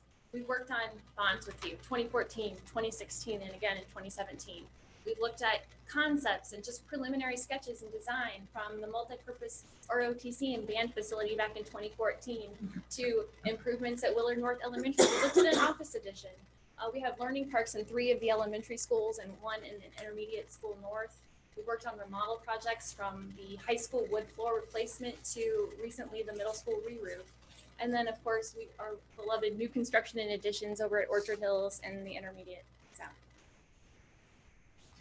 What sets us apart is proven cost control. In 3 years, 95% of our projects have come in under budget, and that includes our performance with Willard. At the Willard North Elementary and Intermediate HVAC project, we had less than 3% change orders. That is unbelievable. When you open up an existing building, you don't know what you're going to find. And we did have some things that popped up, but we tell people 3 to 5%, and we came in under 3. At Willard Orchard Hills, we came back with $7,000 in savings at the end. And at Willard Intermediate School South, over $500,000 back to the district to go towards other projects that are important to you at the end of this project. So a lot of times we hear on time and under budget, but rarely do we get to like stand in front of you and say like, these are your projects that really did come in on time and under budget and have pretty good representation to be able to show that. Part of our charge that we see over the next several months, maybe working towards a 2021 bond or a 2022 bond or whatever it is. We really see that our success isn't some superhero strength that we have and being able to be 29 out of 32 successful bond passages. It's really that it's our ability to work with the board and work with registration to figure out, work together to determine what's the right level of community engagement, what that community engagement looks like, what those projects are, the process to develop those projects, and then the communication back out to your patrons. Be very clear, very concise, and make it something that's easy to get behind. You know, if you want to get those yes votes out, make it easy for the people that are already going to vote yes to get out because they understand the projects. They're able to then tell others in the community what it is because of the clear communication that goes out. And so it's not us. It's really working together as a team at many different levels to put it together. And of course, these are a couple of examples of that success. Successful projects start with a plan, and we have a plan for your bond, design, construction, and beyond projects. And that all begins with identifying the leadership team and then partnering with your team, asking questions, listening, taking field trips. We've had success with that, learning from others. And then beginning with the end in mind is so important because we all know that how important it is to open a school on a very specific day. So we start with that day and work backwards and develop a schedule to make sure that we can be successful for you. And then we go through design, review, adjust, and review again. So it's a constant process and evolution. And then refine and get approval. And then as we move into construction, we manage that just like we do the design process. So we want to stay ahead of the game and make sure that we're moving through it well. And then celebrate. There's nothing more fun than celebrating the successes, whether that's knowing that your roof is working, is not going to leak on you, or if we get to open up a new school like we did here recently. And then of course, following up is important, is not leaving you stranded at the end of a project, but really sticking with you through the end and beyond. So knowing that if a door is not working correctly, or you have a piece of carpet tile that keeps coming up, is knowing that you can call and that we're calling you too to make sure that those things are still working years in the future. These are just some examples. We're not showing this as, hey, this is the design for Willard Central, but just some of the things that we'll do during bond planning is look at different options. So really look at a site and see what advantages and strategies we can utilize to have the best project for you now and into the future. We have another example here from 2014, some work where we looked at the multi-purpose facility, which was then an ROTC and band facility. And we analyzed 7 sites to see what the strengths were and the weaknesses so we could make the best decision moving forward. And we did something similar to this for Willard, Orchard Hills Elementary too, to figure out that side of the building was the best one at this phase to put a 4 classroom addition, knowing that another 4 classroom addition would be on the other side. And you could also go out the back further too with a different type of addition. And so really understanding how those sites work, bus circulation, parent circulation, the topography, everything there, to then propose options to determine how to move forward. And going back to the plan, we looked at your schedule and said, how do we tackle this project from now through April? We start with programming, move through conceptual design, schematic design, bond imagery, and bond support. And what's really important is kicking off programming, meeting with the board the 1st of July, understanding your needs and priorities, coming back to you to make sure we understand those in August, and then coming together again in September, just making sure that we understand what our final program is. And then once school starts to gear up in September and October, we start to partner with some of the other members of your team. So work with teachers, work with staff, and start to develop that program into initial concept and design. Furthering on into October, November, and finally December, we meet over and over again with you during work sessions because we want to have a dialogue. We don't want to present to you. We want to have a conversation, and also meet with your project teams, whoever that may be, and continue to develop. We'll come to you early in November and outline a 90% schematic design for your projects, and also present to you what we think those costs will be for those projects, and then come back again in December and present our final schematic design, as well as what we think those final costs will be at that point. Once we get into the new year, we'll look at bond imagery, finalizing that in February to hand that over, and then of course stay with you through April and hopefully beyond. The only thing that would change, well, anything could change. Yeah. This is just a starting point to pick apart, piece that together, depending on what charge you give us. And we're making the assumption that where we've got between the building committee's recommendations and the board process over the next couple months, that we have just a predetermined list. We could back this up just a little bit and go through another process early, basically in July and August, to go back and say, all right, what does this look like for a 5-year vision or a 10-year vision for the district? That wasn't necessarily discussed in the RFQ as a specific thing to do, but that's something that we have led other districts through and have done and looked at it holistically. And it could be, for one district, we looked at grade level changes in buildings. Another district, we looked at very specifically safety and security issues. Another one, we just focused on buildings and site circulation, and pulling different pieces into that to really lay that groundwork for what the next 5 to 10 years looks like. And it doesn't necessarily all need bond related. Some of those are just capital improvement projects, or just when you go to restrike the parking lot next door, this is how you can restrike it a little bit differently. So all different levels. So this was just assuming a pretty straightforward charge, but we can kind of take that back up a little bit based upon, which is great. You guys we're in June basically. Great time. We've got enough time to do it and still hit an April ballot of 21 if that's the charge. So we presented a lot of information. Here's just some additional projects that are kind of similar to some of the projects that could be coming up for you. And it's everything from roofing, HVAC, electrical upgrades, exterior building envelope forensics and fixing windows and doors and stuff like that, to secure entrances in central offices. Typically up until 2 months ago, secure entrances meant one thing. Now we're looking at secure entrances through a different lens of what that means from a COVID aspect and what that process looks like as you're entering the building as a visitor or as students every day, and reconfiguring some front entry type spaces and vestibule spaces to meet that new need.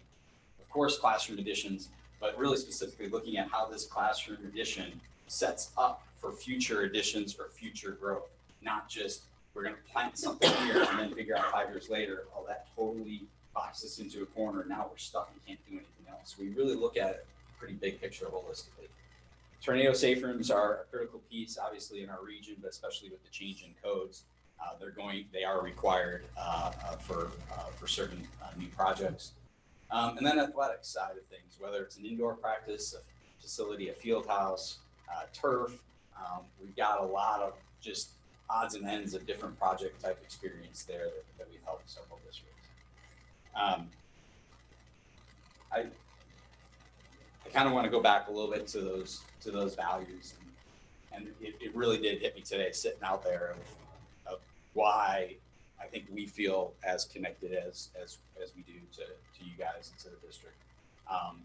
The projects that we went through were challenging to get off the ground.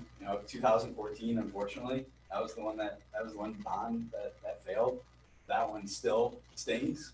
And I'm not even as invested as everybody here is and was.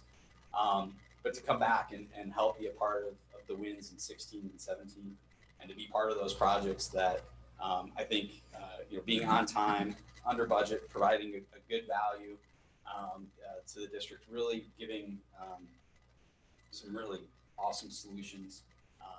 Know that nothing's ever perfect. Obviously, room to improve anytime. But we really want to continue working with you. We really want to continue to partner with you. So yeah, questions do you have of us? And that's us at Askinosie Chocolate Factory. I was trying to figure out who that was. Now I never think about it. It's kind of like, especially with a couple of people up front, it's kind of a new take now with COVID, I guess.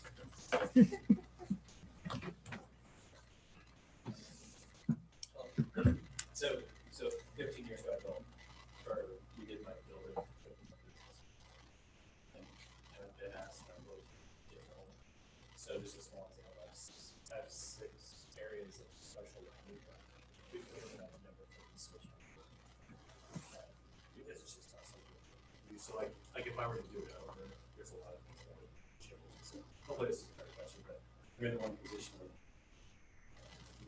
basically architect.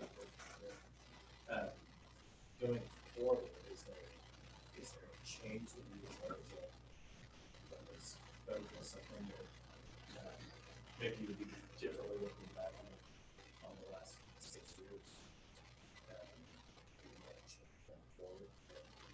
Yeah, and this one,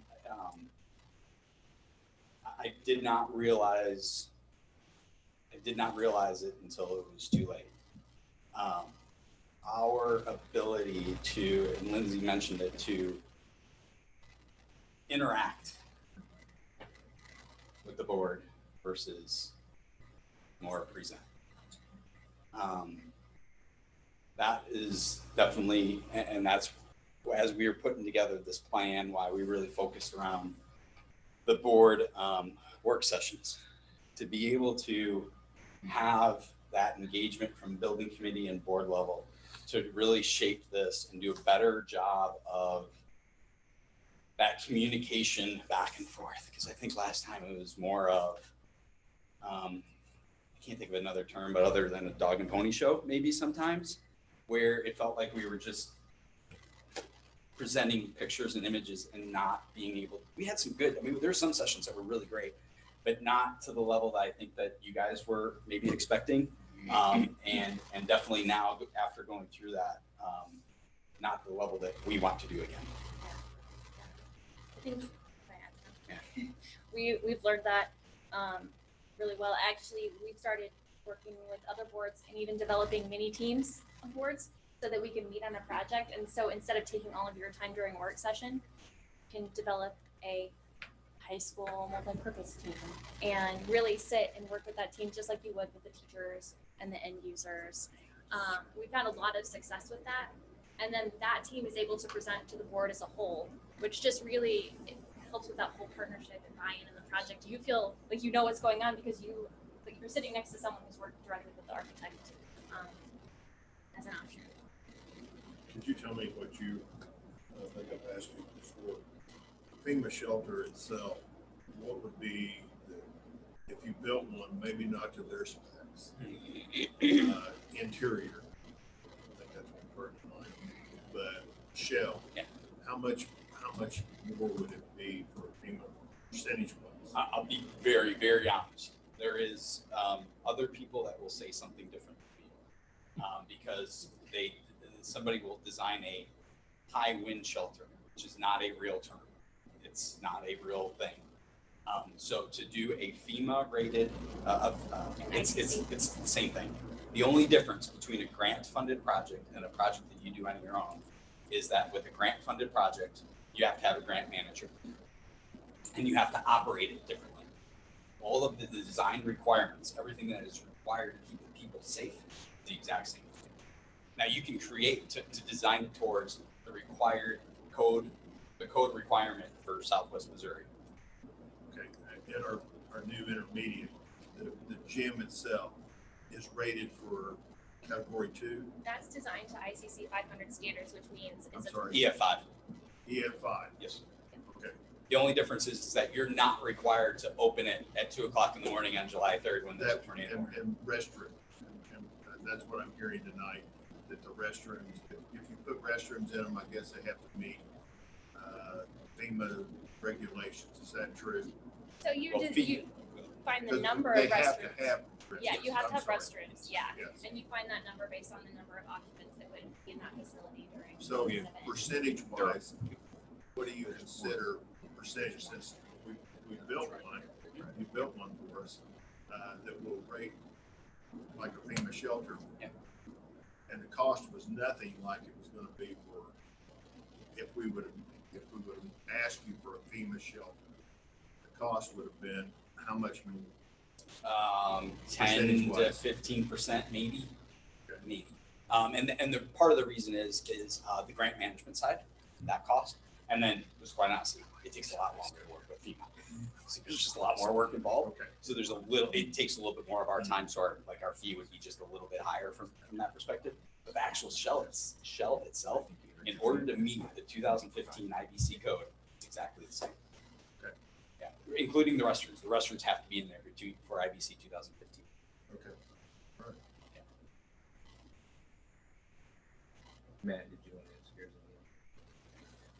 They may not pertain to them as much since we know what they've got ahead of them. My question has been to the previous two, who are you currently working with in regards to a master facilities plan? And I'm not talking like the next 2 years. I'm talking 10 years out, that type of thing.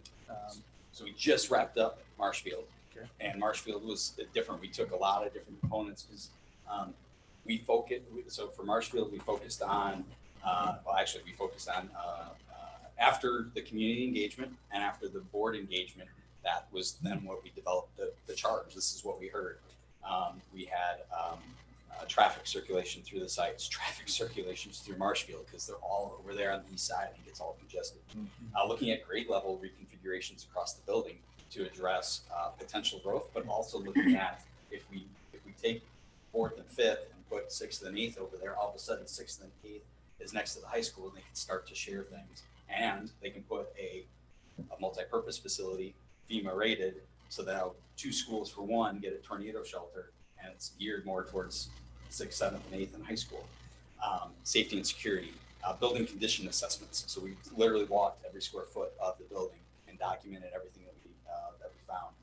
We looked at, we had demographics as part of that, and we also worked with George K. Baum, to look at what their financial conditions were moving forward. And we have it. It's not a flashy magazine quality thing. It's down and dirty because we wanted it in a 3-week reminder. Next year, we wanted to be able to have them rip out a part and put a new part updated in and have it actually be a working document versus something that's kind of up there on the shelf somewhere.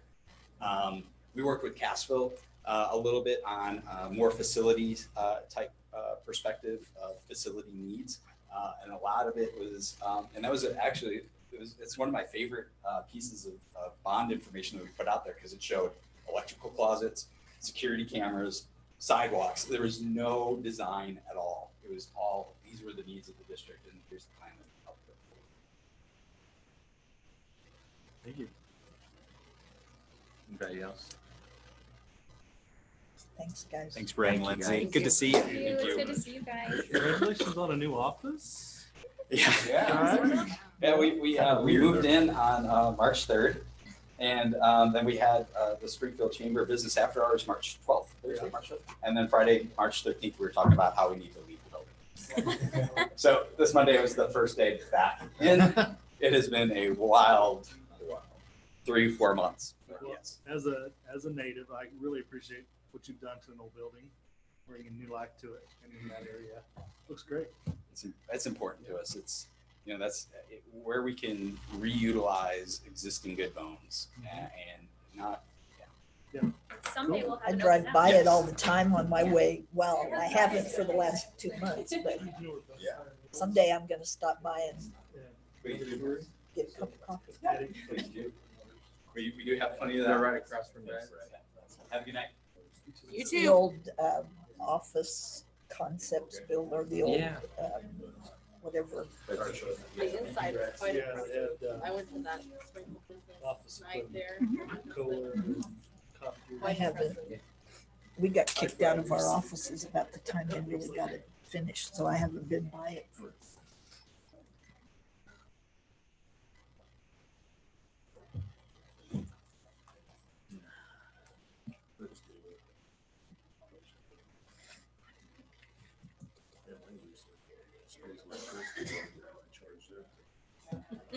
That's stealing. I use the Wi-Fi sometimes. If I can get it every once in a while. You can pick it up. How does he think? I saw the last I one. was gonna say, Jared ordered me a case. He made me do it. If I paid the, to get the phones, he'd find me a case. It wasn't on it. And he was like, are you using it? I'm like, not until we get the case. Well, how have y'all been? Yeah. Not in there. Everybody else. I'm not helping you grasp that. Yeah. Well, y'all get over a little. Not past that point. Not unless you're looking for a catheter. Well, we just got the announcement today that we start baseball. Yeah, but you Ours is still, those are parents groups. He was pushing his arm. Okay. Mhm. Yeah. Well, Anything outside this, they come in and use it. Not a school approved. Yeah. But We got it's this good. for K-12, they start baseball season on track. There's no basketball, no football. So basically, We have the kids clean. Ron will be back. They do actually. That's what they do. We're at volunteer. They'll be cleaning tomorrow.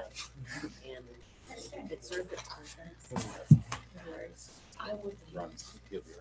yeah.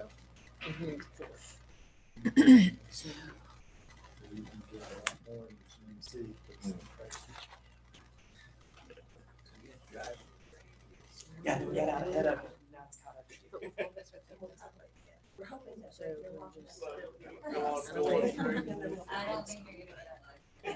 looks just pretty, I know. Just look at the radar over Yeah, there. it's moving very fast. It's like you know, those kids, they cook Wilkie. I saw them in like 6th grade, and they're like this, and then they go whoop. All legs. All legs, yeah. That's Lane. Lane's going to be taller than me by the end of the summer.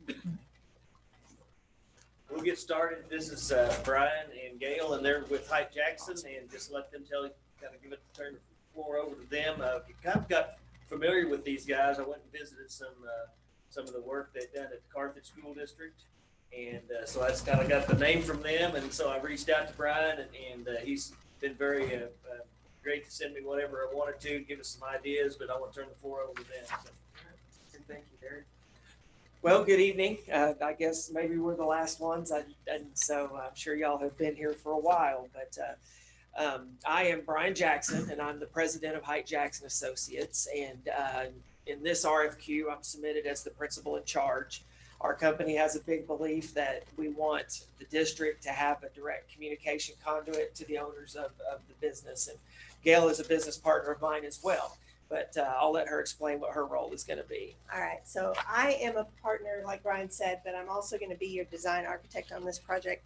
So I'll be your main point of contact through the design process, and then I will continue to be involved in the process throughout the rest of the phases.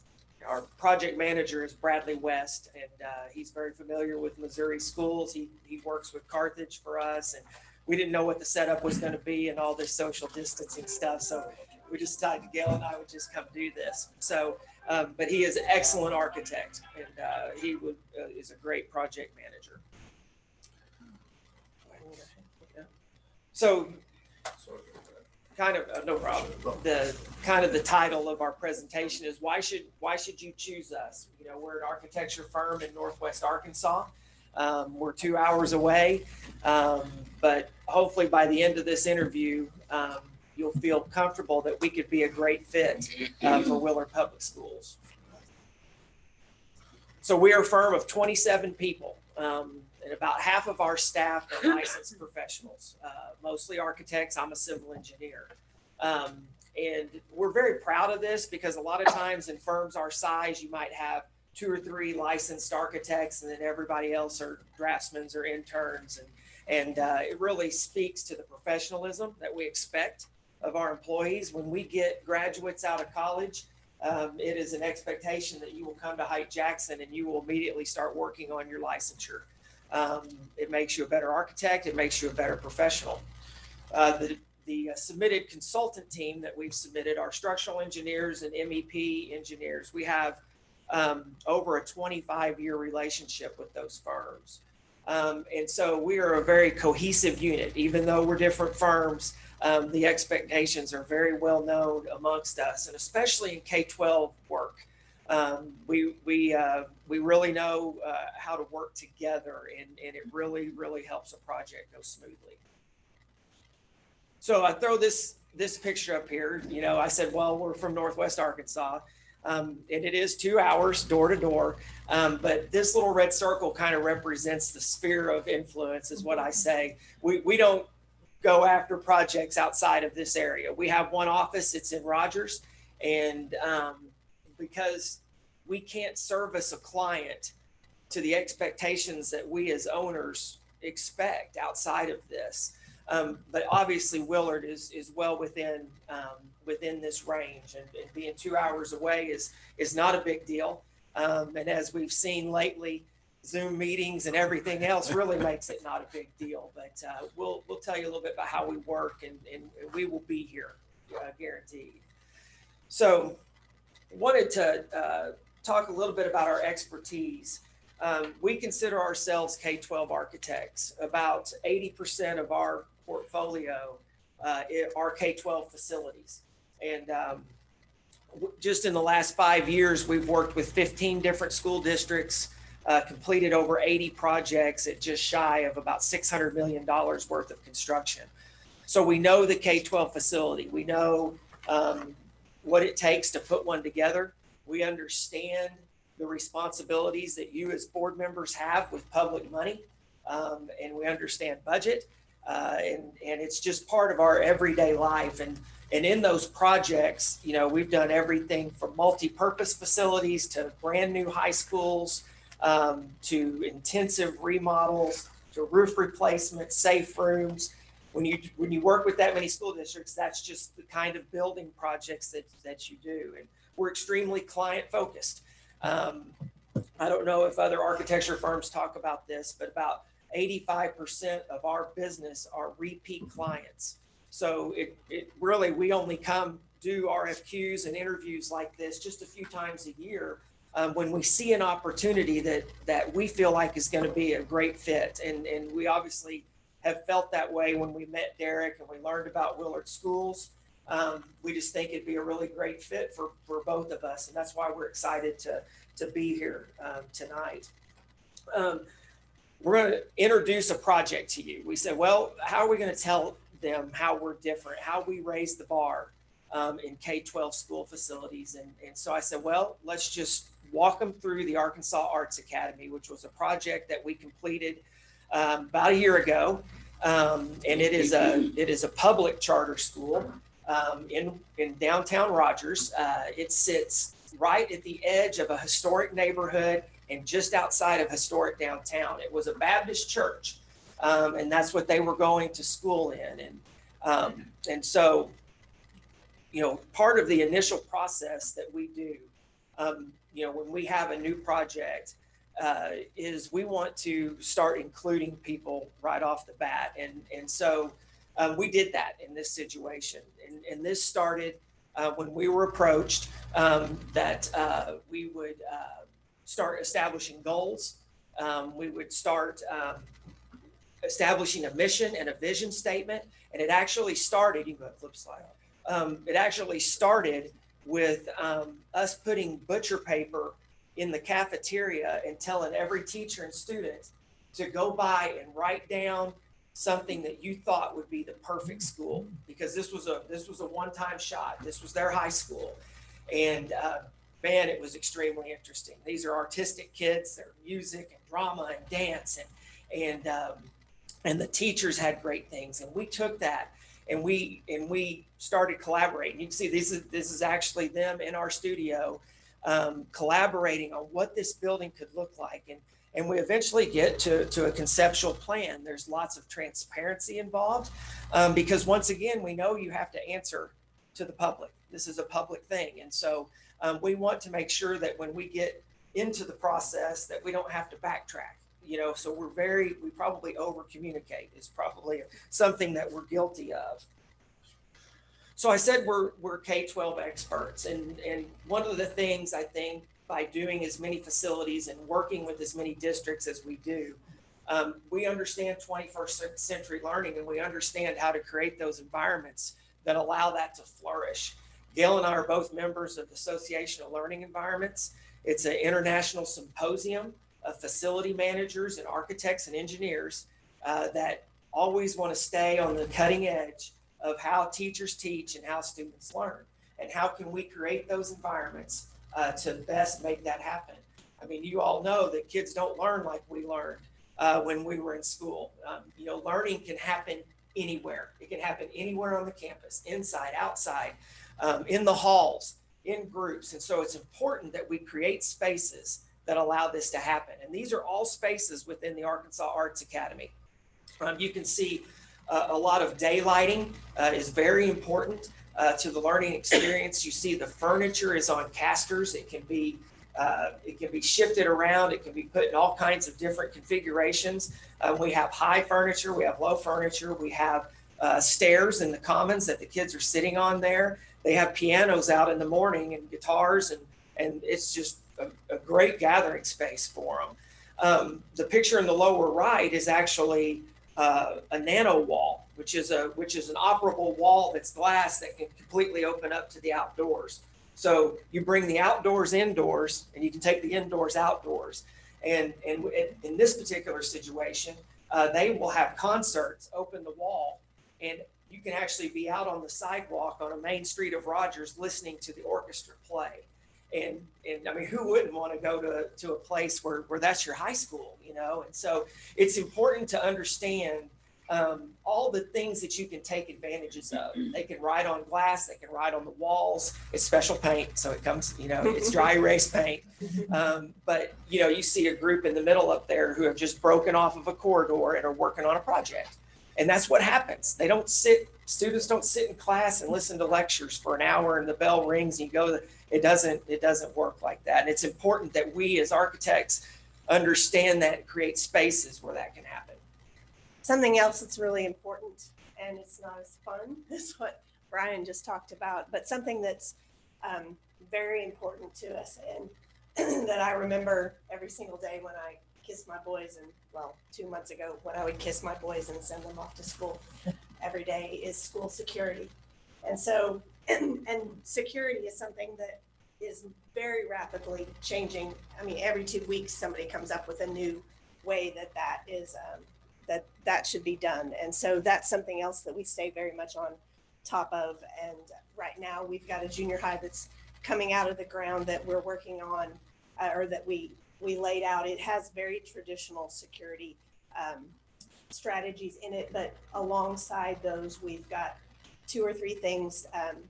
Natural security right now is something that people are talking about, and that is just being able to see more and have the building more open so that you can, as you're walking down the corridors, you can see through spaces and understand more what's happening so that there is a transparency in the building.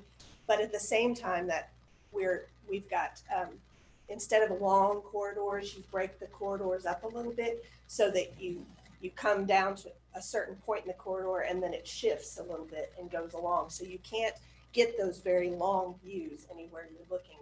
And then also when we've laid out those classrooms, there are sight lines or non-sight lines triangulated where there are locations in the classroom that children can specifically get into that cannot be seen from the entry to the classroom, that can keep them a little safer when they need to. And then of course we always keep as current as we can on Lead for Schools, and then any kind of code, school specific often code changes, which there are some coming up in the 2018 IBC that will make some differences, cost implications and that sort. So when we move into, we've done all the fun front end stuff and we're moving into our more technical drawings and technical process, there are a lot of ways that we can continue to make sure that we communicate with you, because that's always the most important thing to do, to make sure that we're understanding each other. So this slide shows renderings and drawings, which are obviously our most, the first way that we can do that. And those are the ways that we listen to you, we have to take that information in, and then we have to turn it back to you in a way for you to be able to make sure that we heard you correctly. And renderings and drawings are the best first way to do that. So we have those, but it's as well, you know, we've got Revit now, so BIM, we can drop you into a building and you can look at those things during a meeting, and we can move you around, and on the fly, we can make changes. You say, no, I don't like that, change that over there. And so we can make all those shifts. But the most important thing that Hyde-Jackson does during this technical process is something that we instigated in the early 90s that we've never stopped because it became so important to our projects. And it's called our 30-60-90 review process. So it depends on how many of these meetings we do, depending on the size of the project. But they are all day meetings that we bring our consultants into the meetings. We bring, if we have a contractor that's not a hard bid situation, we bring the contractor into the meeting and whoever they want to bring. We bring the owners, so we'll bring you, whoever needs to come in from the administration, from the staff. We highly encourage that the head of maintenance comes into these meetings, because we sit and we talk through everything we talk through everything. We start with civil, we then go to mechanical, we talk through structural. Sometimes we leave structural to the last because people's eyes glaze over, but we just talk through everything in the building so that there is nothing that you don't understand. Maintenance has the ability to say, no, we don't want to use that door hardware because that's broken we've used that company before and that broke for us or something. Or do we want to use, do you want your building to flow this way? Do you want traffic to flow that way? Do you want that flush valve on your toilet? You have all those options to talk about so that we're all on the same page, so that by the time we're done with that meeting that day, we have a snapshot in time that we all know that we're on the same page, and then we can move forward. And that is done at these percentages of the construction documents. And the reason that we do that and continue to do that is because we have realized that those meetings have pretty much alleviated any of the miscommunication and confusion from our projects. Owners know what they're getting. They have a chance to put in their opinions on everything. And that is entirely outside of we also still do in-house quality control checks and everything. That's just an additional thing that we do. So then moving into construction itself, this is just showing some construction from the Arts Academy project. But so we can't tell you the truth that this is fact, but we can tell you that every contractor we work with tells us that we're on site more than any other architect that they work with. And we expect it's fact because a lot of times they're whining about it. Because they are like, why are you here? Because we're in their way. But it's very important to us to be on site, and we like to be on site at least once a week. And that's because if for no other reason, if we're on the job site and we're walking around looking at things and talking to contractors, and they have a chance to talk to us, all of a sudden questions come out and we understand what's going on, and we have a chance to visit with them. We're able to maybe notice something that doesn't look quite right and go, hey, what's going on here? That doesn't look quite right. We can realize, oh man, if we had caught that 2 weeks later, it would be a problem, but right now we can fix it. And it's not going to cost time. It's not going to cost money. We can fix it now, and we get it taken care of before it becomes a real problem. If you wait 2 or 3 weeks, or you're only on site once a month for project meetings, it can become a problem. So we think that's very important. Just specifically to this slide, the Arts Academy was an active campus. The students were on campus while all this work was being done. And the yellow is obviously, well, maybe obvious, but it's about to be a slab pour. But there was a building there that had gotten torn down, and they were about to pour a slab. The buildings, the small metal buildings off in the background are they're mobile classrooms, and they're on a parking lot, an existing parking lot. This was a very tight site. We had to fit those mobile the mobile classrooms and everything else, and keep the students able to move around everything to get to all their classes. So the next two slides over, or next two pictures over from that, are actually containers that were used for corridors, exterior corridors, for the students to be able to walk around and keep them safe, and still be able to get to classes around the construction. So this project that we're showing you was a construction manager at risk method. We're also very versed at construction manager, thank you, agent. And then also we really cut our teeth on hard bid. all of our processes have always been in place because up until, 15 years ago, everything we did was hard bid. So everything we do is always done to the level of a hard bid set of drawings, which has to be a very tight set of drawings. So we're very comfortable with that as well. And then, we can also do design build with the contractor as well. And then this is just because we've been talking about it, so we wanted to show you the before and after pictures of the project. You can see on the upper left, it's the exterior space that was then enclosed and became the steps where the students hang out in their common space. The lower two pictures are the before and after of the exterior courtyard, and then that upper right corner is the building that was demolished and then the building that went back into its place. And so the building was published in the American School and University magazine, where it received a citation award for renovation and modernization. And then it was also published in Learning by Design, which is a magazine that is in association with the Association of Learning Environments. And we actually were really proud to be awarded the Grand Prize Award for Excellence in Education Design last fall. That being said, we're really excited about that, but that doesn't matter because we're always really focused on our clients' needs. And so this is just kind of icing on the cake, and we're like, woohoo, that's exciting. But it really is about the clients. Yeah, so in just closing real quick, why do we do what we do? The partners that started our business 60 years ago decided that, K-12 was important. It's important as a parent.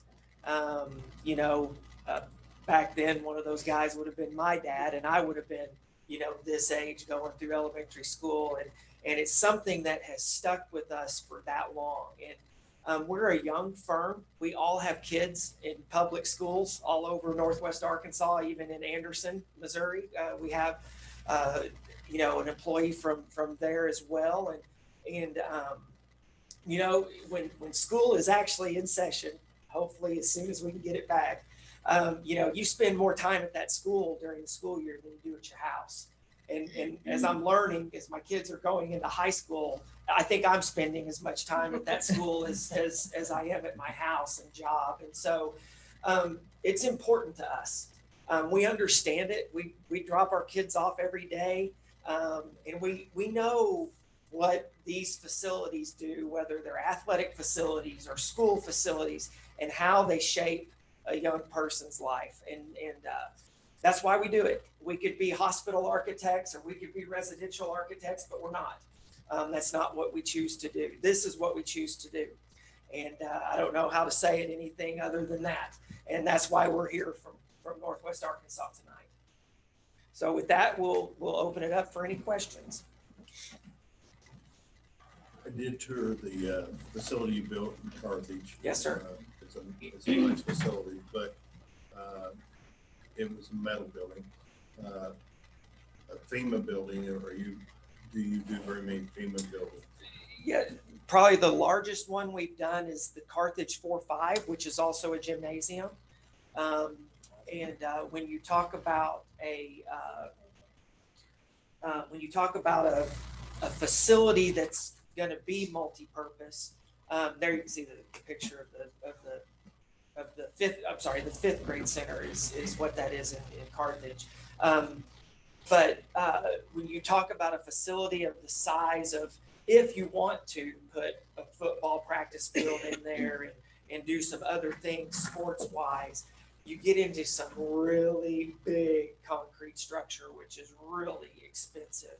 And so one way to get around that is, you can do the metal building, but, maybe your locker rooms or your ancillary things around it are the safe areas. And so if you were out in the middle of the field and you were practicing, or whether you were doing ROTC, I know there's a desire for this to maybe house ROTC drill and band, and just use it for, I promise if you build it, it will be used, and there's no doubt about it. And, but maybe put those in some positions where you can get to them, but they're not so expensive to build. Because really the most appropriate way to do that is a pre-engineered metal building because of the way the structure is. And it's economical and it works. The only problem I have with that is, I guess my thought process through this, the Willard community does not have any facility within our, probably within 10 miles of here that has any kind of FEMA building in case of a disaster.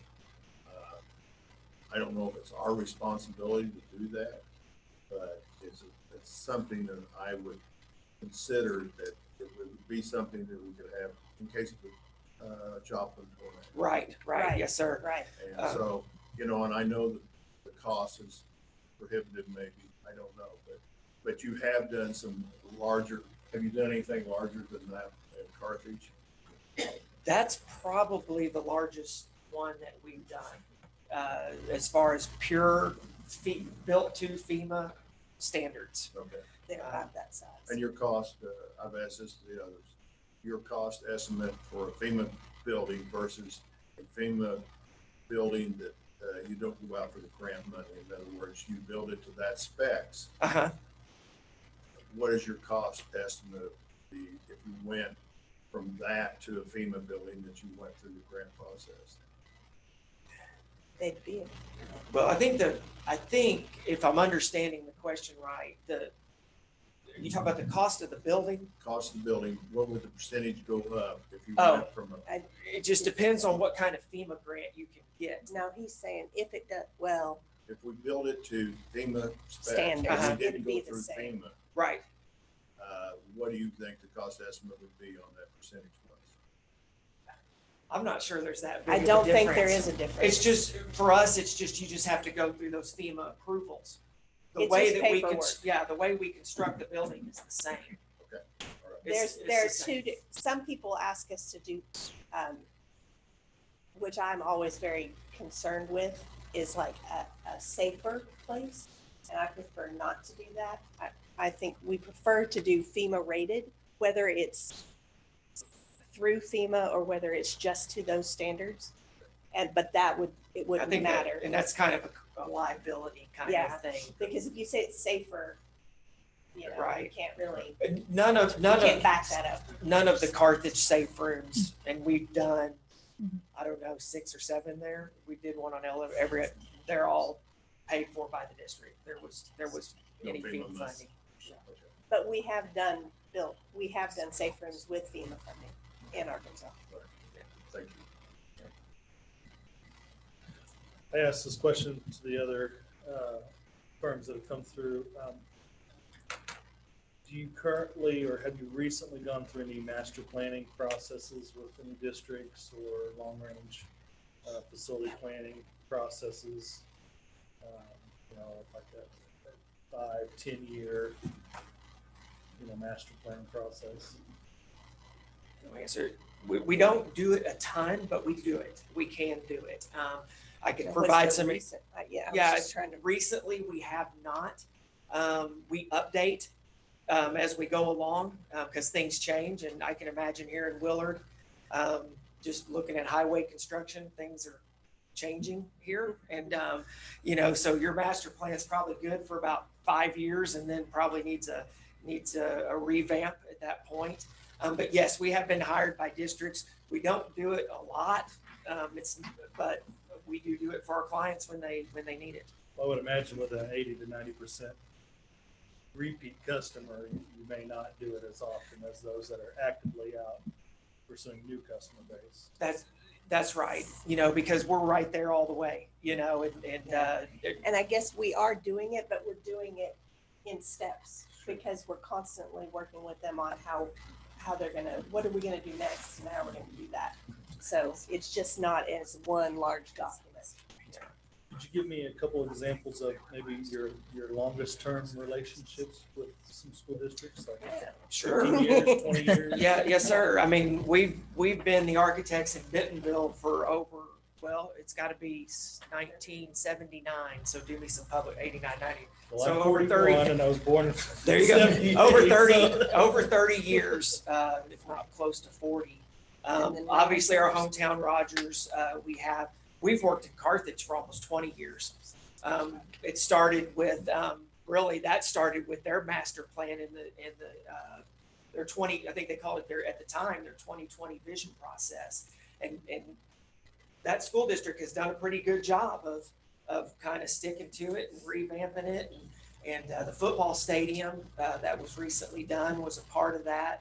I think they prioritized everything, and their next big priority at I call it their new high school. It's not new anymore, but is the Performing Arts Center. And so that was all established in the early 2000s of how they were going to go about doing this. And so, yeah, we've been very, very fortunate to have some long-term relationships, but we work really hard at keeping those and doing everything we can, probably a little bit outside of what a normal firm might do, I would think.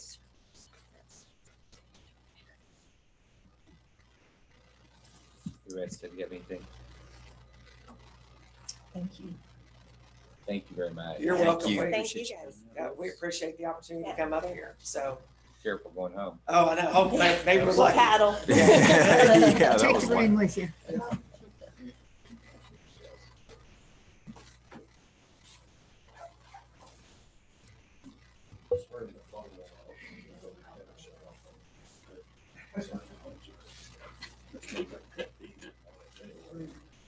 I almost threw it, but then can't get enough.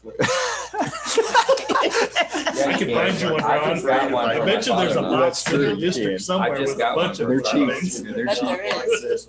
Not like this. I may have one in my junk drawer at home.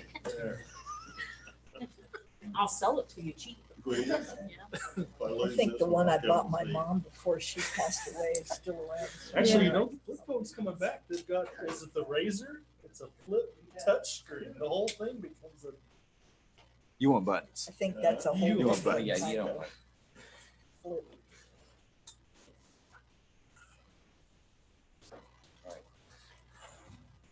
Make a motion to adjourn. Oh, Yeah, we're not there. Is there any additions or corrections to the agenda? They're not. Motion for to approve. So moved. Second. Roy Triton moves, Matthew Young seconds to approve the agenda as presented. All in favor? Right hand. All opposed? 6-0, nine absent. All right. Strategic plan. There's patron input out there. No, I'm teasing. If there's any patrons, bring it to Dr. Teeter.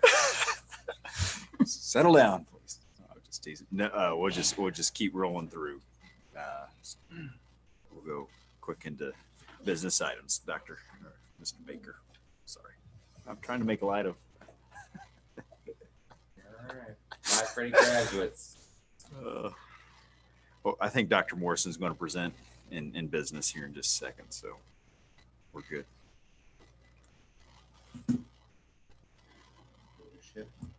Just briefly, I'll tell you, we've been meeting with our leadership capacity group, and one of the groups, we're going to start the book Motive by Patrick Lencioni, and I don't know if you know him as an author, but it's really a good book about why you want to be a leader. And anyway, if you're interested, let me know. Culture. No, we had enough culture with Derek tonight. So. All right. Do we just keep the food service budgets the same now? What's that? Do you have to have a motion to keep them the same? You mean the prices? Yeah, that was on the agenda. Okay. Yeah. Showed up in the financial. She wrote about it in the financial report, right? And then she has it as we have it as G. All right. Yeah. Excuse me. Yeah, essentially, we're not losing any money. We're making some, so our recommendation was good. So we're moving on. Yep. D, Yep. There's no other. okay. Business items. It's an agenda. Make a motion to accept the consent agenda, except for item 3, since we've already done it, 2 and 3, right? 2 and 3. Julie German moved, Jennifer Fickbaum seconds to accept the consent agenda items except for 2 and 3 as presented. Any discussion? All those in favor, put the right hand. Opposed, 7-0. Credit requirements for graduation. All right, Dr. Morrison, you're up, bud.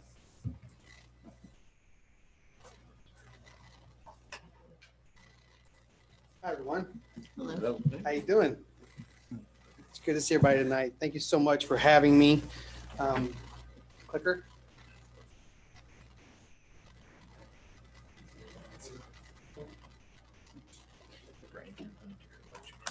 See my past is.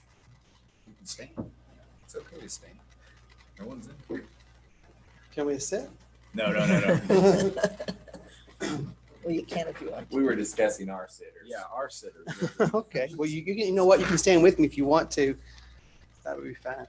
Well, thank you so much for letting me come up and talk for a few minutes about our graduation requirements. I know that last time y'all spoke regarding moving the minimum requirements from 25 credits to 24 credits.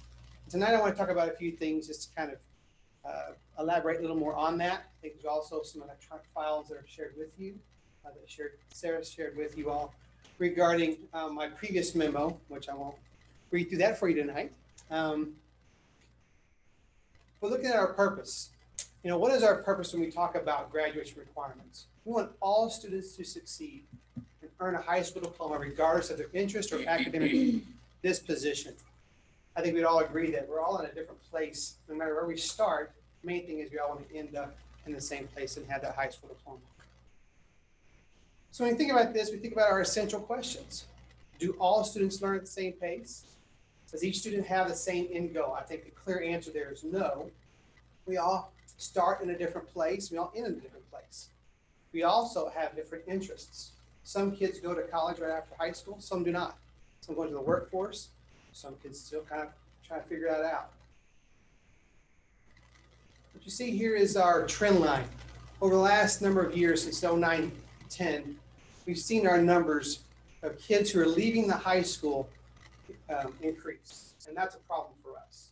We don't want to see kids leave the high school. The number there on the far right, 45, that represents kids who took a homeschool form and filled it out, or they just simply dropped out. So it's combined, both of those two categories. But what's really alarming to me as the high school principal is that kids are wanting to not be at the high school. They're choosing another path. So what that causes me and my team and my teachers to look at and our counselors, so what can we do to address that? How can we make high school more relevant for them? How can we make sure that high school becomes more possible for them, regardless of their academic disposition? Dr. Morrison, is that 45, is that like sophomores through? Freshmen through seniors. So if a parent was to, let's say any one of those 4 grade levels, a parent wants to sign a homeschool form, or it may include the kids who are already over 16 and a half years old, they just want to drop out. Okay. So looking at the data, what are the facts, right? We want to deal with facts, not with speculation, right? So 60% of our class of 2019 went to a 2 or 4 year college right after high school. Let's be quite honest here. We're not really talking about those students. The majority of our students really look at, and I should say majority, many of our students already have 28, 30 credits. You can achieve 7 credits in 1 year. Some kids who are getting ready for college or university, they're already on that right track. They'll come in and some of our kids have straight A's, depending on their academic disposition. At least 21 students this year would have benefited in a 24 credit graduation requirement. Now, thanks to you all for approving last time for this current semester, for our current seniors. When I can tell you of that 21 students for this school year, these are real kids, real students. Your decision immediately impacted 3 of those students who immediately got the required credits to get their diploma. Well, what about the other 18 students? The other 18 students are students who need more than that 1 credit. That one credit between the 24 and 25. So I have a student right now who just this semester, this last couple months, he had 3 classes to complete. So with these 3 classes to complete, one was an elective, I think 2 of them were core classes. By you approving that 324, he was allowed then to focus his efforts on those 2 core classes. Now, don't get me wrong. We want every single kid in every single class to succeed, if they quote unquote need it or not. We want every kid to excel. One of the things that I take a lot of pride in our high school is we provide a diversity of course offerings. High school isn't just about credits and grades. It's about exploring interest and trying things out. Maybe I might want to be a veterinarian, so maybe I'll take ag science. Maybe I want to get into the arts. So it's really, really important to look at not just the kids who automatically achieve that 25 credits to get that diploma, but what are the other students who have a few more credits to achieve to get there? Now, I mentioned the 60% of kids who go to college. What's up with the other 40%? They have other routes, other interests, other things that they want to look at. So some of those students really struggle to get the 24 credits. It's a lot of work. Talk about where everybody starts, right? Some kids, if there's the bar, some kids already start close to that bar. Some kids do not. Our job, our motivation, our calling is to get every kid over that bar, get their high school diploma. So here is the proposed graduation requirements. And if you'll notice in the yellow there in the bottom right, currently the general electives for Willard School District is 8 credits that a kid needs to achieve in order to get the total of 25 credits. We're asking it not to be modified, not to modify the core classes or the other ones above. It's just that one general elective credit. Now, what are the benefits of having 24 credits? It's about equity, really. The opportunity for all students to earn that diploma. This also reflects the state of Missouri's requirements for high school diploma. The state of Missouri, their minimum required credit number is 24. And right now, ours is 25. Also, that third bullet, it meets the Missouri, this 24 credits would meet the Missouri statute of 167.905. Now, that document is in that electronic folder that you have there. When I would tell you this, to paraphrase, we're looking at the at-risk student. It really affects those students as well as the students who have IEPs. So if I'm someone who already is struggling, like I'm gonna get to high school, maybe I transfer in, I've been struggling all along. So I have a student this year who has 20.5 credits.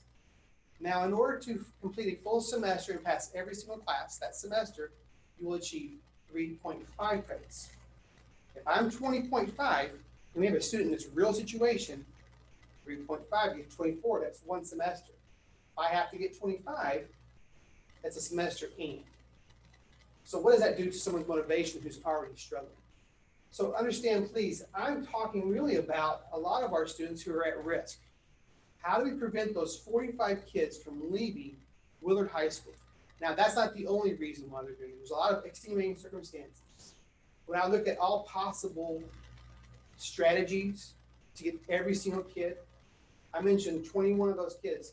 Our job, our calling is to get every single one of those kids across that stage to be able to fill that happy there. Thank you so much for listening and allowing me to present tonight. What other questions might you have? So your proposal is to drop one of the general Yes, sir. electives Yes, sir. down to 24. Yes, sir. It's not about just the minimum. It's not about just being good enough. So if the public were to look at it, Willard's always been about excellence, right? You know, we want to go above and beyond. But I think this is about not being so focused on being better than the minimum. It's about what are we really affecting, and it's those at-risk kids that can really benefit from this. Yes, sir. It's about meeting every kid where they are. Some kids are already close to that bar. They come in and they're gangbusters. They can get every class, and it's, I won't say easy, but it's for them, it's a rhythm that they're already in. Some of our kids come to high school, they're not in that rhythm. So you're absolutely right. It's about meeting every child where they are. So approximately what's the percentage of students that are not making the 25th credit because it's a requirement rather than an elective that they fail? Well, we have currently this last year, and this year we're not going to go up because right now the way the score is, Last year had 95% graduation rate. So that's, you know, looking for your cohort and how that works. Right now, there's 3 kids that benefited just like that. There's the other 18. So out of the 323 kids, you know, we're looking at potential 21 students, and that's just seniors. That's not considering the juniors. We haven't even dug into that part. We're looking specifically at the senior class this year. So 21 kids would have benefited out of the 323. But in order to not get the 25 credits, they would have had to not succeed at one class. Correct. I'm asking, of those, that one class they didn't succeed at, was it a requirement? Was it English, math, science, social, you know, was it a requirement, or was it an elective that they just simply failed at?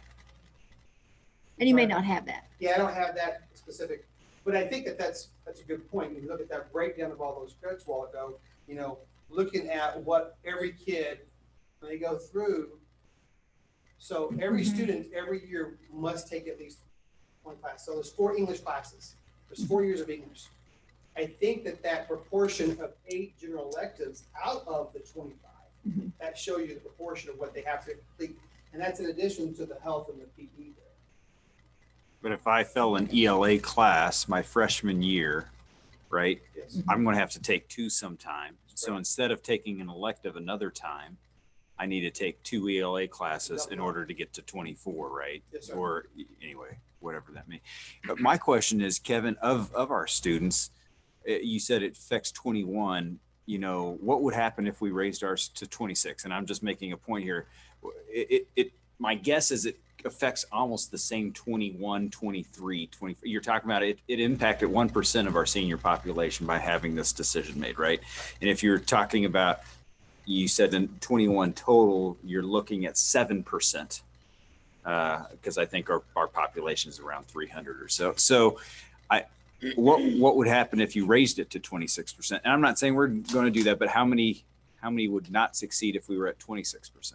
That number would definitely increase, because I think, I know, is that we have an at-risk list. So each one of our grade levels have an at-risk list. So that number would increase. Is a student going to be able to take a summer school class? Is a kid going to be able to needing to double up with the English language arts? Maybe they struggle in English and math, which has a cascading impact. It would increase. I don't have the exact number of that increase. But we have 323 graduating seniors this year. That includes early grad and right now. And this would impact 21 of those 323 kids. Now, we've been pretty fortunate, like I said, because of the 3 kids that your decision last time allowed to impact immediately. And we're getting really close to getting to that full 323. But it's also about, where are my efforts? Where am I focusing? If a kid who is constantly passing every semester, every class, every year, they can explore all kinds of options. What about the student who doesn't? The student who's a freshman who struggles, and now they have to recapture. This is really speaking to that at-risk population. Sometimes it's academic, sometimes it's other socioeconomic reasons why they're struggling. So are you saying one less credit allows that student to explore a different option? Is that what to shift their focus on getting the required credits? Okay. You can get 7 credits per year. If you don't go to summer school or anything else, just pass every single class, you should have 28 credits by the time you get done, unless you fail and you stumble along the way. It's really about helping those students who are stumbling. Right. How do we support them? One is the 45 that we saw in the beginning. The 21 students, they're not part of that, right? Correct. So I'm sorry. I don't want to lie to you. I don't know specifically which one of those students. So it could have impacted some of the students. The 21 includes some students who could have benefited in the first semester and second semester. I couldn't promise you that one of those 21 is not in that 45. Okay. All right. Another question I have is, I talked to one of our faculty the other day. They had one student, and this would affect, I think it's going to affect us in the future. Called on Wednesday, had a failing grade, wanted to know what they could do by Friday to raise that to a passing grade. Well, it's kind of hard to do in 2 days. How many do you think because of this semester, are we going to they're going to be delinquent already going into their sophomore year? How many of those are having a failing grade? They will not pass that that course, and then we'll have to retake that course next year or during the summer or some other time. That'd be your freshman, sophomore, and Yeah. junior years. Yeah. Yes, and what I can tell you, just from my experience, what I can tell you is this: usually of that 45, those 45 those kids have struggled their freshman year. It's the ones who really fall down and struggle. That's one of the reasons why we're shifting our focus this year and having Mr. Blair come along to really focus on that ninth grade transition. I think that that's a good percentage of the number of kids that would have been delinquent as they go into their sophomore and junior year. Could you come to the next, or give us information on that? Because by the next meeting, you should have those grades in. Yes, sir. And how many are freshmen and sophomores? Ron, I think you're asking how many Fs do you have right now? And I know the high school's been working on that. The grades were frozen except for dual credits, right? Right, Kevin? Yes. And then They could improve on it. they could improve upon them. And I know your teachers have been calling and trying to connect with them. And honestly, this will probably be the least Fs that your high school has had probably in quite some time, or it should be, because Yes. the grades were frozen and they should. So Even that trend line right there would reflect that. You see the trend line's going up. Honestly, if we hadn't had this immediate intervention, the 3 kids could have potentially been part of that. Maybe, maybe not. They could have gone to summer school. And I'm making some subjective assumptions here. The fact is that we have students who are struggling each and every year. That trend is going up. We're going to try to address it. I can get the number of kids. I think he's asking for a number of Fs Yeah. from freshmen, sophomores, That we're gonna juniors. have to take that course Again, right. Yep. And heck, I'm afraid it's gonna be very high. Yes, how it compares because of Yeah. the COVID change. I actually think it will be less, Ron. Yeah, because COVID would have. Because COVID benefited the Yes. student. We froze their grades. Or the ones that took advantage of it. That's, Yeah. that's my Yeah. question. There The again, ones- That's the we don't know what motivation. But it couldn't get any percentage of worse, those that's what I'm students saying. Took advantage Yeah, of that it. makes sense. I'm afraid those students are the ones Yeah, that right. probably failed. But it could That get they worse. They probably could only didn't take get better. advantage. I mean, like this one child calling on Wednesday wanting to raise his grade by Friday.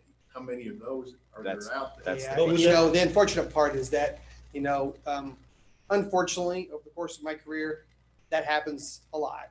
When I was in the classroom, I had students, the same thing, you can call them home. The thing is, how do we incentivize, how do we motivate?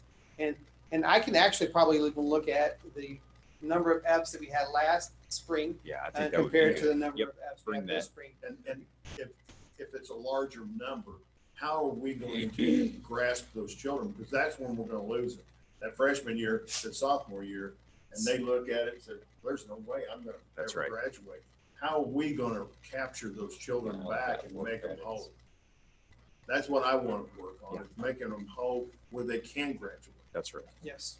And success breeds success, right? So whenever we are going to address with Mr. Blair, that's one of the reasons why we have him that position at the high school.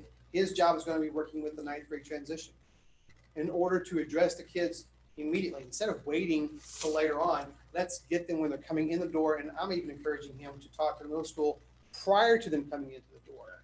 At this time next year, he should already have known and have communicated in some way, shape, or form with the middle school with the incoming freshmen. That's the key. Once you address that part, because success breeds success, failure sometimes causes kids to spiral, which I then see the number of kids who are freshmen who struggle. And it just continues to go over into the sophomore year. To your point. And this happened a few years back, I did not realize this, that you don't call them a drop if they say they're gonna be homeschooled. Correct. You don't have to legally do that. Correct. And how many schools do that and say, well, they're being Well, homeschooled. everybody You does don't have it. to They follow all up doesn't with mean them, it's you don't have to right. do anything, and they're just sitting at home. Mhm. Yeah, all Everybody- of them. everybody does it. Exactly. Yep. Another And thing I think that's, to me, that is horrible. That is horrible. Are To you not be able to count them. at how many of our freshmen, some of them only take 6 credits their freshman year? Or are they required to take 7? All seven. They'll have 7 credits. So on their say next one. they're, for whatever reason, they dropped out or they did. So some of them are recovering probably with only 4 or 5 credits their freshman year. Oh, yes, sir. We'll have some kids come out of their freshman year with only 2 credits. So Or see, only- Which yeah. they're done, right? it's hard, you can't get them back. I mean, it's hard to get them back to it. All the more reason as they're getting older and as they become, sometimes it's maturity, sometimes it's anxiety, sometimes it's that academic disposition. They're coming in with a Lexile level of a 4th grade reading level. You know, where do you capture those kids? Sometimes with kids with IEPs, it's behavioral or emotional. So the gamut's so wide. The point is, how do we address each and every kid? If a kid falls down their freshman year, it should not be a life sentence. We should be able to go in and say, okay, fine, we had a rough year, we're gonna go back. There is an opportunity for success. And if we have a much shorter field to have to go, that makes it easier, not easier, but probable to that kid. When I'm communicating with a 15-year-old, you can do this. It is possible. That's what we're trying to go for here and address them where the root of the issue is. If it's math classes, we've made some adjustments to math this year. You know, affecting the 9th grade transition, because that's where we are seeing some numbers that are elevated their freshman year. I don't have the number of Fs, but I'm gonna go get them. I can tell you from experience of being on the board, the biggest transition where we're losing those children is that freshman year. And in the past, I hate to say it, the administration has not worked like you to go back down to that middle school and say, what child is having troubles here in the middle school? So we can address that when they get to the high school. They just get thrown in the mix as a freshman, and it's usually not a good outcome on those. You're right. And you know what? Our team is really working on that. And that's why I really like that we came across the kind of table in this very room and look at each and every kid's name, how many credits, is there a disability, what's the circumstance, who called home? That's a good question. That's what we've been asking ourselves this year. Who called this kid's parents? Who talked to them?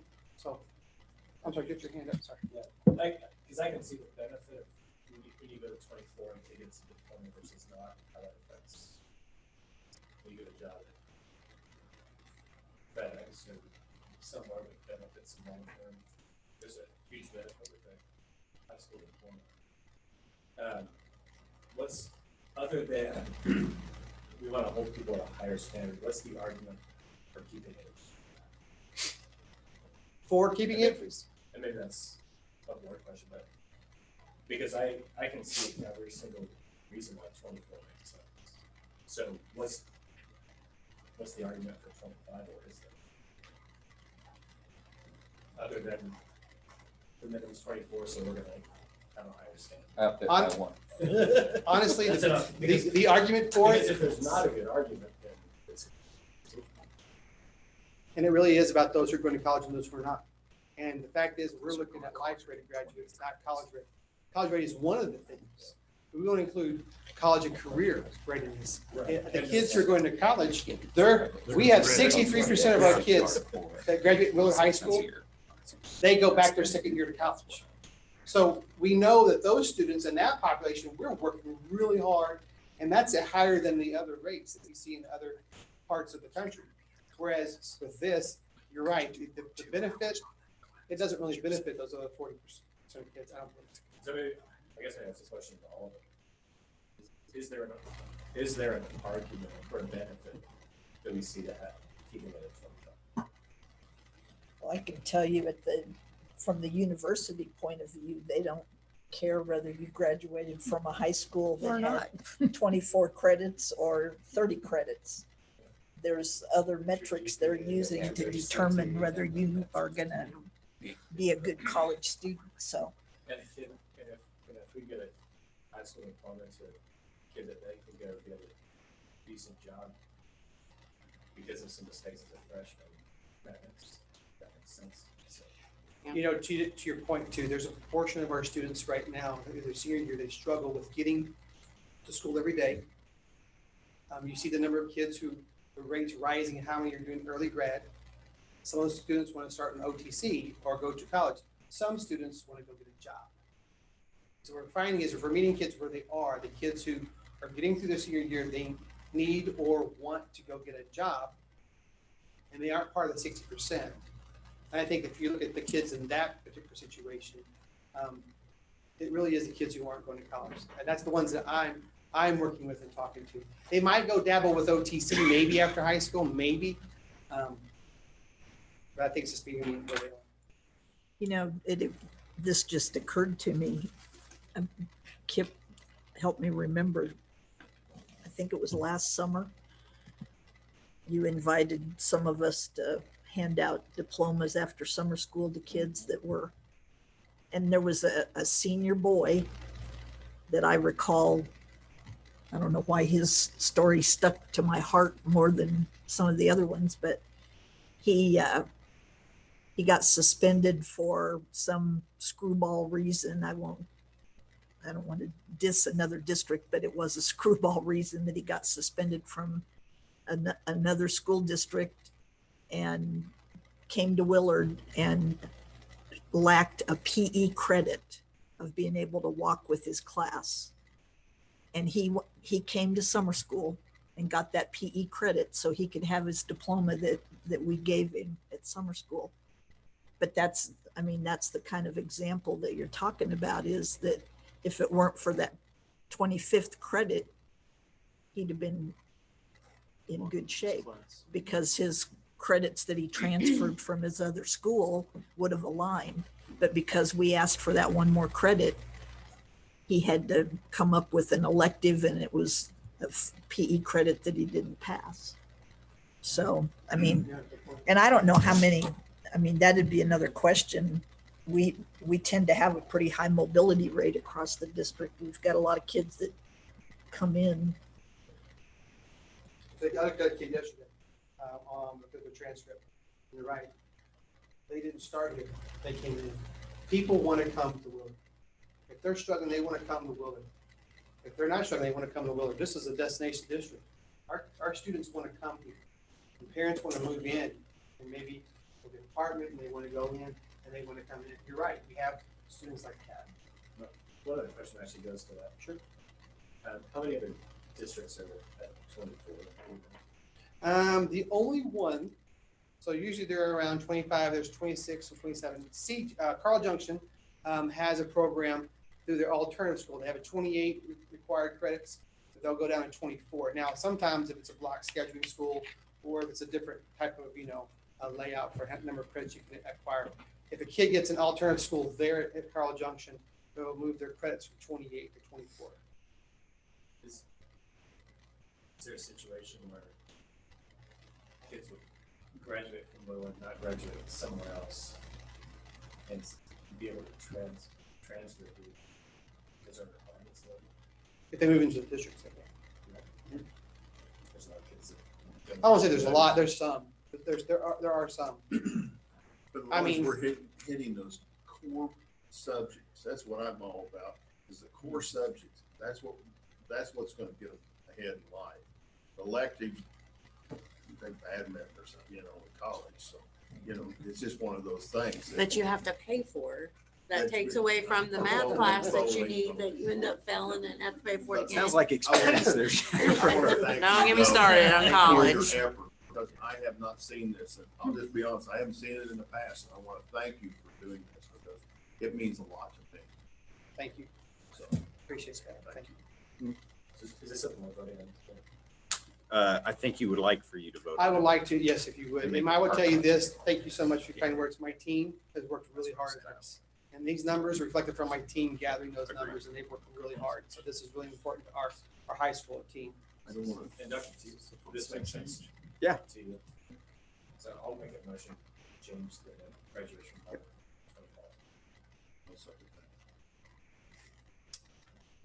Devin Jarvis moves, Ron Crichton seconds to change the credit requirements for graduation from 25 to 24. Any other discussion? All those in favor? Go ahead. Will this involve a policy change, or is that just a handbook change? No, that's the policy. IKF, I think it is. As soon as you approve it, then it would be changing that policy. Yeah, go ahead and put IKF on there too, Sarah. Yeah. Any other discussion? All in favor, uplift your right hand. All opposed, motion carries. Thank you, Doctor. Thank you all. Appreciate it. Thank you.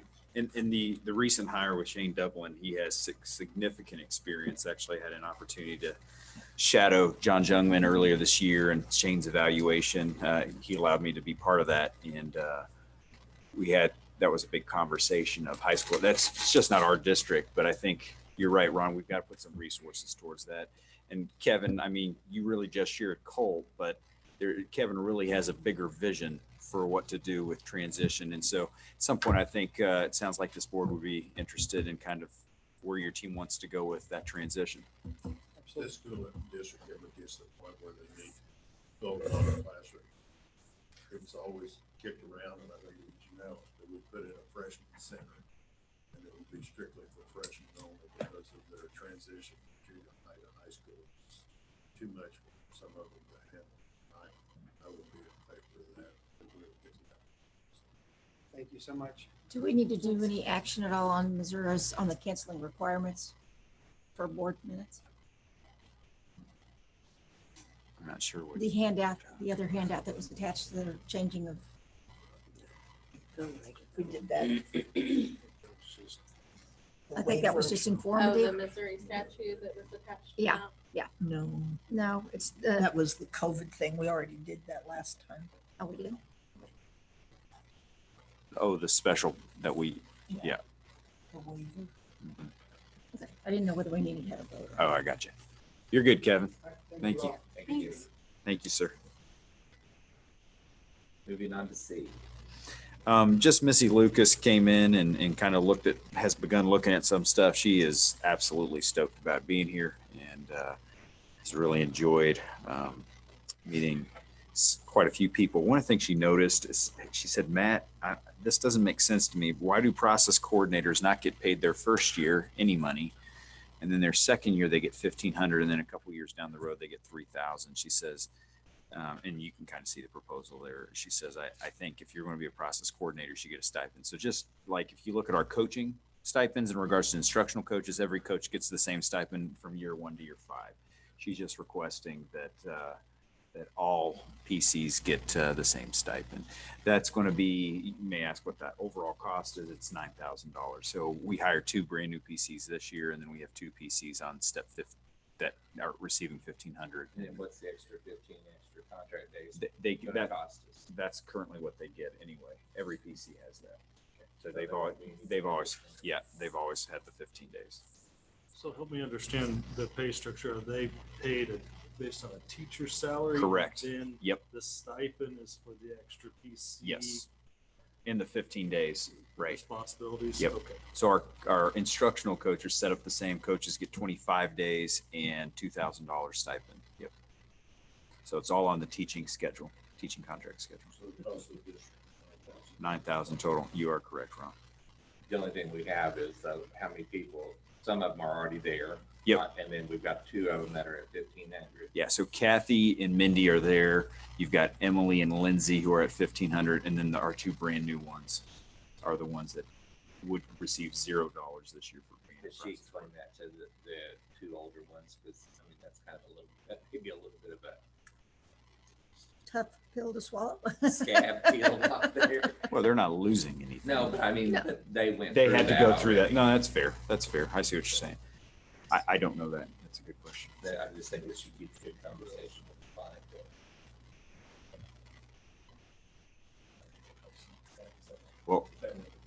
Well, she had a really good one that would have, but because of where we were and how the structure was, that person chose not to apply. So, and $3,000 is a decent difference. So. I'll have that conversation though with Missy just to make sure she talks that through with those individuals. We'll need a motion if we want to proceed with that. I'll make a motion. We make the changes to the process coordinator stipend. You want me to get specific? Is that okay? I think in accordance with what? In accordance to the proposal by special education.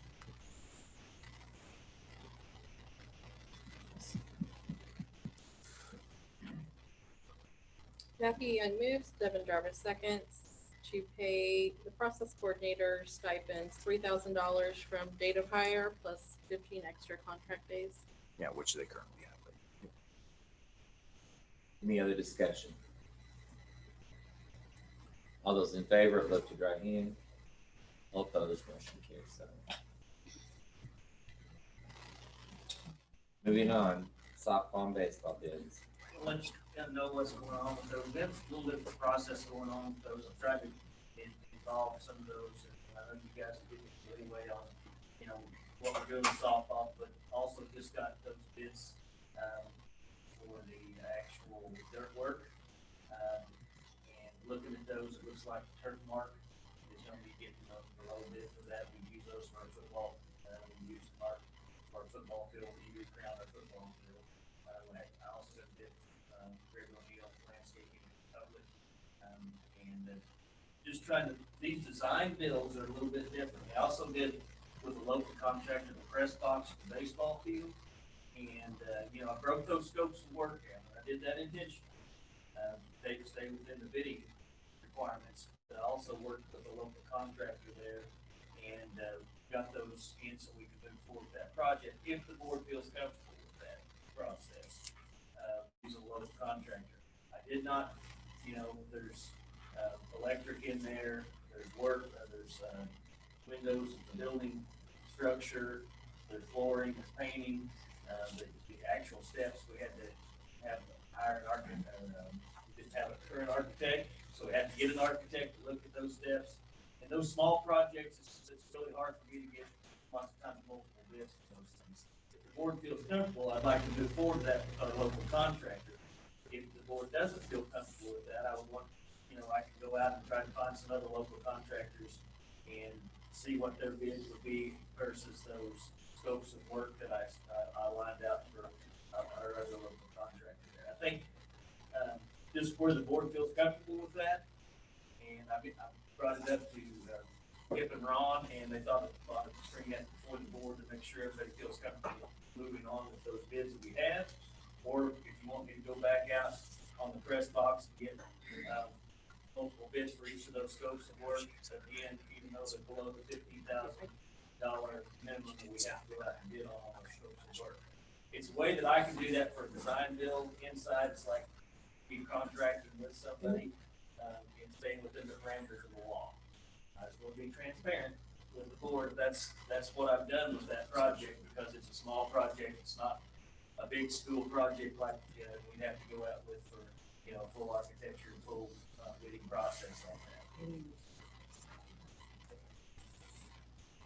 Yes. Would you tell O'Neill that he should not put his routing number and bank account number? Is that on there? I see that. Open session. It's right there. I hope he has ID theft insurance. If he doesn't, he needs it. Thanks for bringing that up, To me over his Ron. phone, so I think that's, The routing can number, retire bank early. account and everything, right? that's not good. I can take that. Let's down take that until we down. get it Yeah, let's take that down. Blacked out. Yeah. Please take that down. I don't have a problem with using the local contractor with what you've got. I'm assuming you would go with what you've got here. Right. I don't have a problem with it. I just want to make sure the board's aware of what I'm doing. And that, because it's a different situation with the small projects that we have lots of times, even working through this softball situation. We've contacted 3 local masons. All 3 of them turned us down because they said, we've got other jobs. This is too small. I don't have time to mess with this right now. And so it's not like we're not trying to get those in, and then on the backstop for the softball, we only had 2 people that would even provided that side for this area. So trying to get through some of those processes and move those projects along, I just want to make sure that the board's aware of what I'm doing there. And I'm not, I'm not trying to pull something over on anybody. I want to make sure that you guys are aware of what I'm doing there and that you're still within the parameters of the law for me to do that by doing those scopes of work the way we've done. We need to accept those bids or not? Yeah, I think we need to approve those and move forward with those. And then, I'll have some more fencing for the soft, I'm mixing 2 things together because I've been working on them so closely together with Kathy and everything else. But we're still looking at thought I'd have another fence bid today for the softball, but we don't have one. They didn't get it turned in, so I'm still waiting on that. So as we go through that, you guys will kind of give me, permission to, spend what we allotted to for the softball field. But I'm trying to stay within those parameters to make sure that we get multiple bids under that umbrella as well. Sometimes I don't have time to get them all through before the board, but I want to make sure that you guys feel comfortable how we're doing that, and then getting those scopes of work in, especially on the press box by doing using local contractors. Since we've agreed to move forward and investing more money into these older facilities, when you guys are doing your walk around, because I wasn't involved with that, and I know the committee, we walked it briefly, but in your conversations with Kathy, with the potential vendors, those types of things, and I'm going to speak specifically to the baseball field. Did we talk about flow? Like, right now we have people coming into the baseball field right into the courtyard, I'll call it. Did we talk about maybe moving that entry to where we could take more advantage of the courtyard for spectators? Did we talk about, we've got that one set of bleachers that's up, we got what, a 6-inch step going into that one. Did we talk about, what would it cost to level that and get everything all on the same plane? Can we still entertain those types of conversations, or are we, I'm willing to do all of is that an option that I can get everybody else behind, or is it just me? If it's just me, it's totally fine. I just feel like, we're making it a pretty substantial investment, right? I figure maybe we could try to alleviate everything, to get that facility to, the next 10 years or whatever. I don't think we did look at flow, especially at the baseball field. We looked at the actual facilities and looked at bleachers, because we talked about, I do have a bid for lifting those bleachers. Like, if you've ever been to Joplin, 37 in the baseball field, the bleachers are elevated, so you look above the field, and so you can look over the dugouts and everything. $150,000. So those are things we kind of backed away I know from. that we talked about elevating the bleachers, and I think we all came to consensus that that's probably not something that we need to do at Willard, but maybe eliminating a trip hazard, or taking care of some ADA kind of stuff. We probably need to flow. look at that and just flow that. That's pretty simple. If we can update the press box, there's a gate system already farther back behind the press box and the concession area. We just cut that up, cut the gate off, and have that as the entrance. The only problem with that is the people keep the gate like to watch the game. And back there, you're probably not gonna be able to do that, so I'm sure that's why it's done what it's done. But I'm open to looking at any of those things, improve, especially the ADA side of things. If we can improve the flow of that, but because we did that walk around, we didn't really talk a lot about the flow. Are you using capital projects money and bond money, or both, flipping back and forth? Both. Just use both of them. It's easier. But I'm okay with approving all these as far as they I've go. got a question one more time. I just Oh, want to sorry. make sure. Like this, O'Neill's is 120 something. You didn't have to go to bid for that? Well, yes, that's what we did. We went out to And this is the only one. Turf Mark. Those two bids. So which one are you gonna go with? Turf Mark. So O'Neill, you're not gonna worry about. So you only ended up with 2 bids Instead of 3. That's what it was. And I That's just why wanna I make said sure that I Yeah, we're struggling heard it trying to all get right. some of those in, but we've at least got 2 for that. So, When can they start that? I would say that, probably middle of June, where they probably mobilized for that. Yeah, between those. Yeah, right now. They stayed that That'll way make a for a lot of while. difference, that deal when we get it. I drove by it the other day. Gosh, they got a storm. There's about 3 foot of elevation. Too, but ask that Left question. field to right. And thank you for making this, to me, it's you've made this a priority, because that field has been horrendous for years, and those girls have suffered on that crap field. Spectators have had to deal with splinters in their rear because, and it was just horrid over there. I mean, it was almost embarrassing when other schools came in. So thanks for taking the time and make this something that we'll be proud of. It'll be a nice field. It's gonna cost us some money. But It's gonna be a worth nice it. field It's- that we can get around. Is the turf one on that 26,000, is that the labor piece of it? On which one? Well, you had 68,950 and then plus 26,000. That is the field. If you remember, he had in his bid there, and I just got that number from him today. That's why it's written in. Well, like the other one had $62,000 worth of labor. Where's his labor His involved? labor's in there. Okay. I just want to make sure that we're I not going to called- be at the end You with wanna a. see the No, text? I that's- called him and asked him the same, or text him and asked him the same question.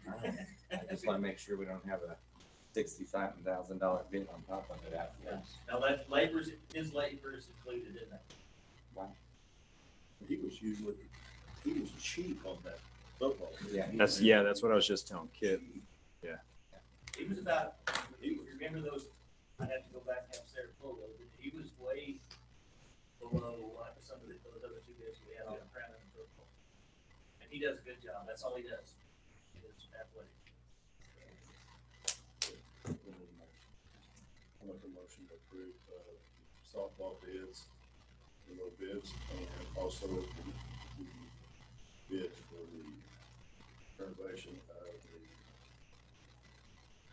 Concession. the concession Press box. closed press box at the baseball field. I'm like Matt, there's that tripping hazard over there. Probably need to look at that, see if we can't do that maybe in the house or something. Yeah, well, I think that maybe we bring, I've got to look at that again, but maybe we pour that whole area to that same level or something Well, I like that. think we look at the flow, you know, if you guys want to. 2 seconds. Yeah, we got it. So now we can have Thank some you. discussion. Yes, I did. apologize. Way to go. Thank you. And we're open for discussion now. We've got a second. Anyways, yeah, look at the flow and then, evaluate, maybe we need some more sidewalk around the building and to a new gate if everybody's kosher with that. I'm just thinking about, I know it's nice for the gatekeepers to be able to see the games and everything, but if we didn't have that canopy and the gate happening right there, think about how many more spectators you could actually have, since they obviously like the patio area for bringing in their chairs and whatnot, so. What was the name of who was approved for the baseball project? Baseball was, Which vendor? Handy Construction. And then electricals. And It has multiple ones, Okay, but they were all under the 15 threshold. Right? okay. Ron Crichton moves, Julie German seconds to approve turf mark for the softball project and to approve the bids for the baseball project, concession, and press box. Softball, multiple bids to Carnahan White. Carnahan White was fencing, softball. and then the sprinkler system was somebody from Boca. Okay, I'll pull all those and get them in minutes. so. Softball, the irrigation was also in turn one. I didn't pick that up. So that was considered less. Yeah, that's okay. That makes sense to me. I thought it was all turf mark. Okay. All right, any other discussion? All those in favor of lift your right hand. 7-0.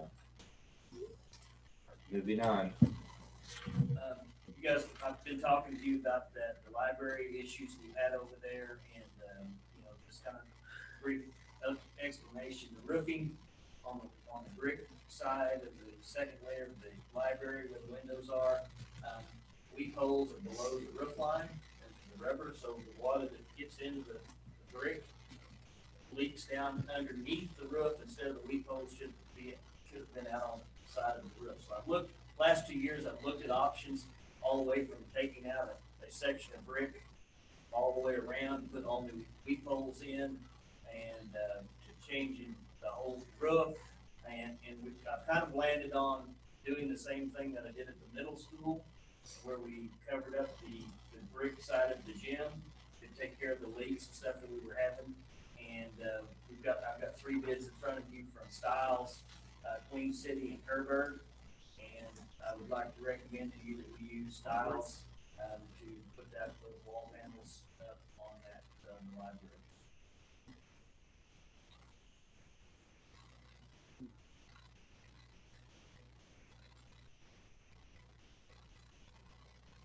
Is it surprising to you that there's that much difference again? I mean, this, I feel like we just went through this with the asphalting bid where there's such a big spread between the low and high bid. It makes you wonder if somebody missed something somewhere. I would like to be able to explain that to you, that in the bidding process, you never know. And, you know, I thought, before Styles, I got, Queen City's bid. Actually, Queen City, I usually call on a lot because they're very local. They help us with a lot of our leaks and things on our buildings. And, you know, so those guys help me design some of those issues and help get the bidding language for me so that everybody knows what the bidding. And they want it to be apples for apples too, because they're bidding on it. And, you know, surprised that, just like our roof project, Styles come in way lower on our roofing projects than they do as well. So, Have we used them in the past? I have, and I think somebody else said we've used them. Janelle said we've used them in the past. I haven't used them since I've been here, but I know I've used them at the previous school district and they've done great work. So, I mean, they're a local company out of basically Lebanon, where their headquarters are, Springfield, but they're one of the main offices in Lebanon. And they do good work and stand behind what they do. So I'm not concerned about their work. Is Styles gonna put insulation behind the paneling? It looks like maybe Kierberg's has got a few more apparatuses that they're installing to complete the project than Styles had listed. They were all told when we walked, you know, when we walked the project, they were all told the exact same. So we have a list of specs that will hold them accountable to, like insulation. Was that part of the I don't remember the insulation. RFQ? That was down, you're right. They don't have it down. I mean, Kierberg, even though they're the most expensive, they've got subgirt hat channel insulation, closure, ledge, J channel, outside corner jamb, head trim, sill flashing, and new coping cap panels. Styles is remove existing coping cap and reglet flashing on, so that's the removal process, and then install 1.5-inch hat channel on the existing brick wall and install panels to match the gray slated metal roof of high school.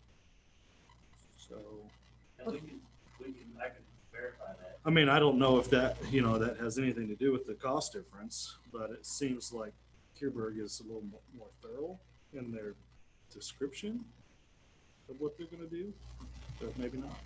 Queen City gives a 20-year warranty to their work. Yeah. But,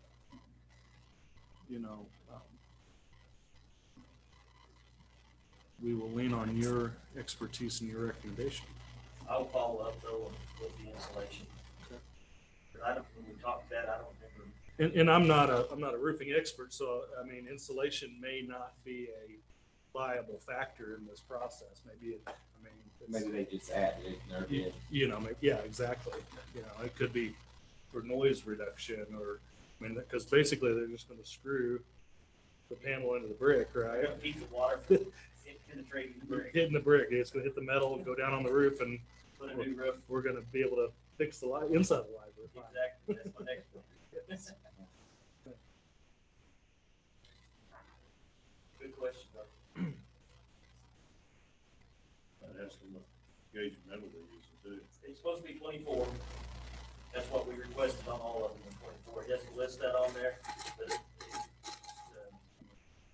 it's usually that is supposed to be 24 meters.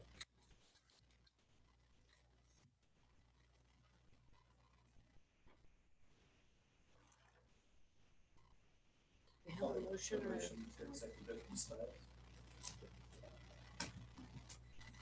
Second.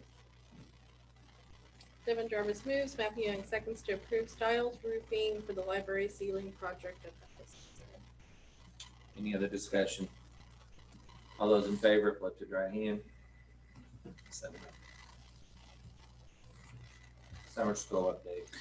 Just a quick briefing on that. We've saved the date out there for the 6th through July 31st, and we've got some feedback from about 65 teachers that are most of them willing to serve in that. And what we will do is look at 4th quarter standards and have the conversation with Melinda and Melissa Hurt. I think at this point, looking at it, we'll probably have 2 sites. I think that's probably what Derek and I have been having quite a bit of conversation about. We're going to have a meeting on the 26th of May with pretty much all the people involved to really settle in on some things. Derek also has worked on some reentry plan stuff for the summer. The blessing we have too is several school districts around are going to do it before us, and we can learn a lot from them. And so I'm just trying to think, Derek, am I forgetting anything on summer school? We have the registration. Thank you. On May 27th. Yeah. Wednesday. Trying to nail all the great details down.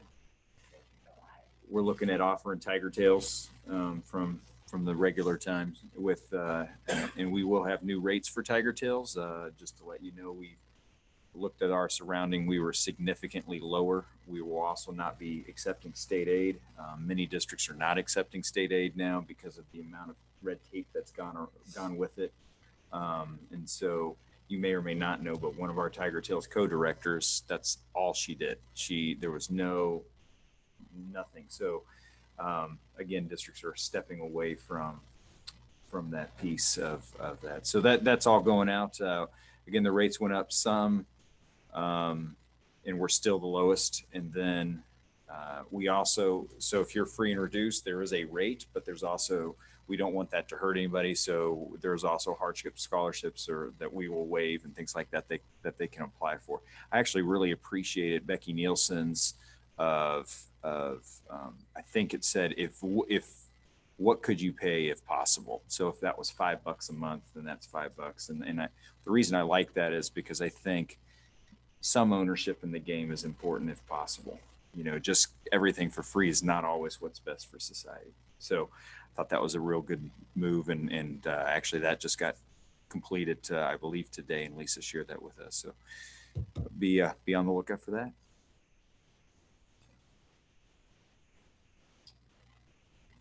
School lunch prices. And like Janelle said in the financial report, Lisa wrote about that. And so feel free to refer to that. But the recommendation is to have the same prices as what we've had. I don't want to make the motion anymore. Wow. Okay. I'm just kidding. I would like to approve the school lunch prices for FY21. I'll second. Thank you. Janelle Royal moves, Jennifer Pickon seconds to approve the school lunch prices for the 2021 school year. Any other discussion? All in favor, lift your right hand. Opposed, motion carries. I just want to make one comment about our food service. We served 89,000. Yeah. It's so far. It is And how many half gallons of milk? It's my shoulder. Ronnie, I've got a picture for you. Okay, yeah, I want to see it. Chocolate Did milk. they have cows in and milk in them right there? No, even better, it's Derek and milk. We got chocolate milk too? They got Oh, yeah, it's the good That's stuff. the good stuff. If I'd have known you had chocolate milk, I would have came over and got me some. No kidding, for Highland chocolate. I just want to brag on the food service ladies and the volunteers. And there's been several volunteers that have they've been consistent from day one. They've been there every day. They work their tails off. And Ron, that last Oh, man. Wednesday, we had coolers that were weighing. It's probably good it was your last Wednesday because they weren't coming back. They were coming back. My wife was Me not and happy. Shelby rode a bus on Wednesday. We walked those half gallons up a half-mile driveway. And we're like, my Here, gosh, put it where back are way. these? Where's Frank at? Where's Frank at? He was doing his idea. Your name came up a couple Several. times. Curse word. It was Ronnie's idea. But really, if you see Yeah. Phil and his crew, Well, and Kathy and Whitney have massive amount of work into that. So they really, I came back from Colorado and they had a plan in yeah, place. 2.5 weeks, I think, after we were into this, Derek, by the way. They But who's counting? They got the volunteers. It takes about 40 volunteers each Mm-hmm. time, and Whitney's coordinated all that. So there's just a lot of people that have been instrumental in that. And I just don't want to overlook that today. 89,000 meals. That's awesome. since we started. And just Derek, go ahead and speak to what we're going to do moving forward. And then from this point on, we're not delivering anymore, but we are doing grab and go, and not grab and go through the month of June. And then when we have our seated summer school in July, those sites will be open for anybody that wants to come in, under 18 years old and get food. And I've already talked to Phil too. He said, even if we have a family that still needs food and in our summer school seated locations, they will still bag up some things and make sure that they have that to be able to take home with them as well. That's great. Really proud of, and I was, Scott, you weren't here, but I just got to brag on Kendall again. Between Kendall, Jonathan, Google, and then we had a ton of other volunteers. And Suzanne has been pretty much there almost every day as well.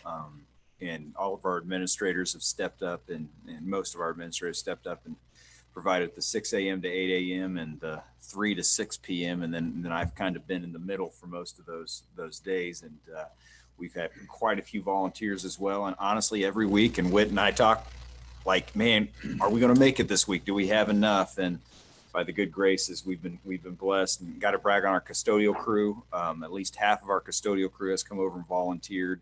Andy Konis has been there every single day.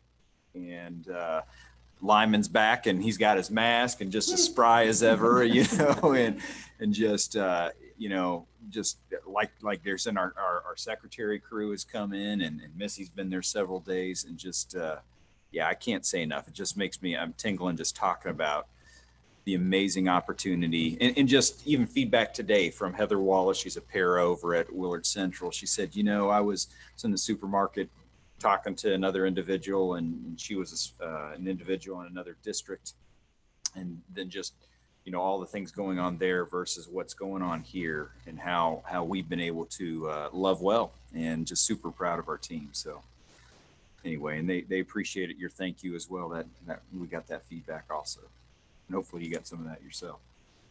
And Jennifer also, the softball field, that's. Oh my goodness. Kathy, Jude has been instrumental. I mean, she is, maybe she's still been chewing on me to get that done, okay? But, she's been instrumental in trying to improve our facilities, and she has done a great job with that as well. I appreciate her. I appreciate it. And I hope we don't stop there. This No. field needs it, but I think the long-range plan of our district needs to include some of these athletic field facilities that needs them. that some expansion, Yeah. and maybe more appropriate locations and whatnot. So hopefully once we settle on an architectural firm to partner with, and facility committee can come back together and all that jazz, we can Get some look at together. the long term. Agree. That's fun too, right, man?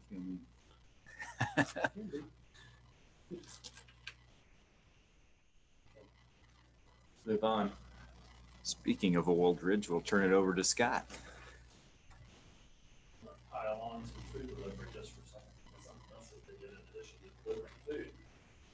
We were passing out Chromebooks and all those kinds of things. I sent her a couple of Chromebooks a couple of times to send out to a couple of people.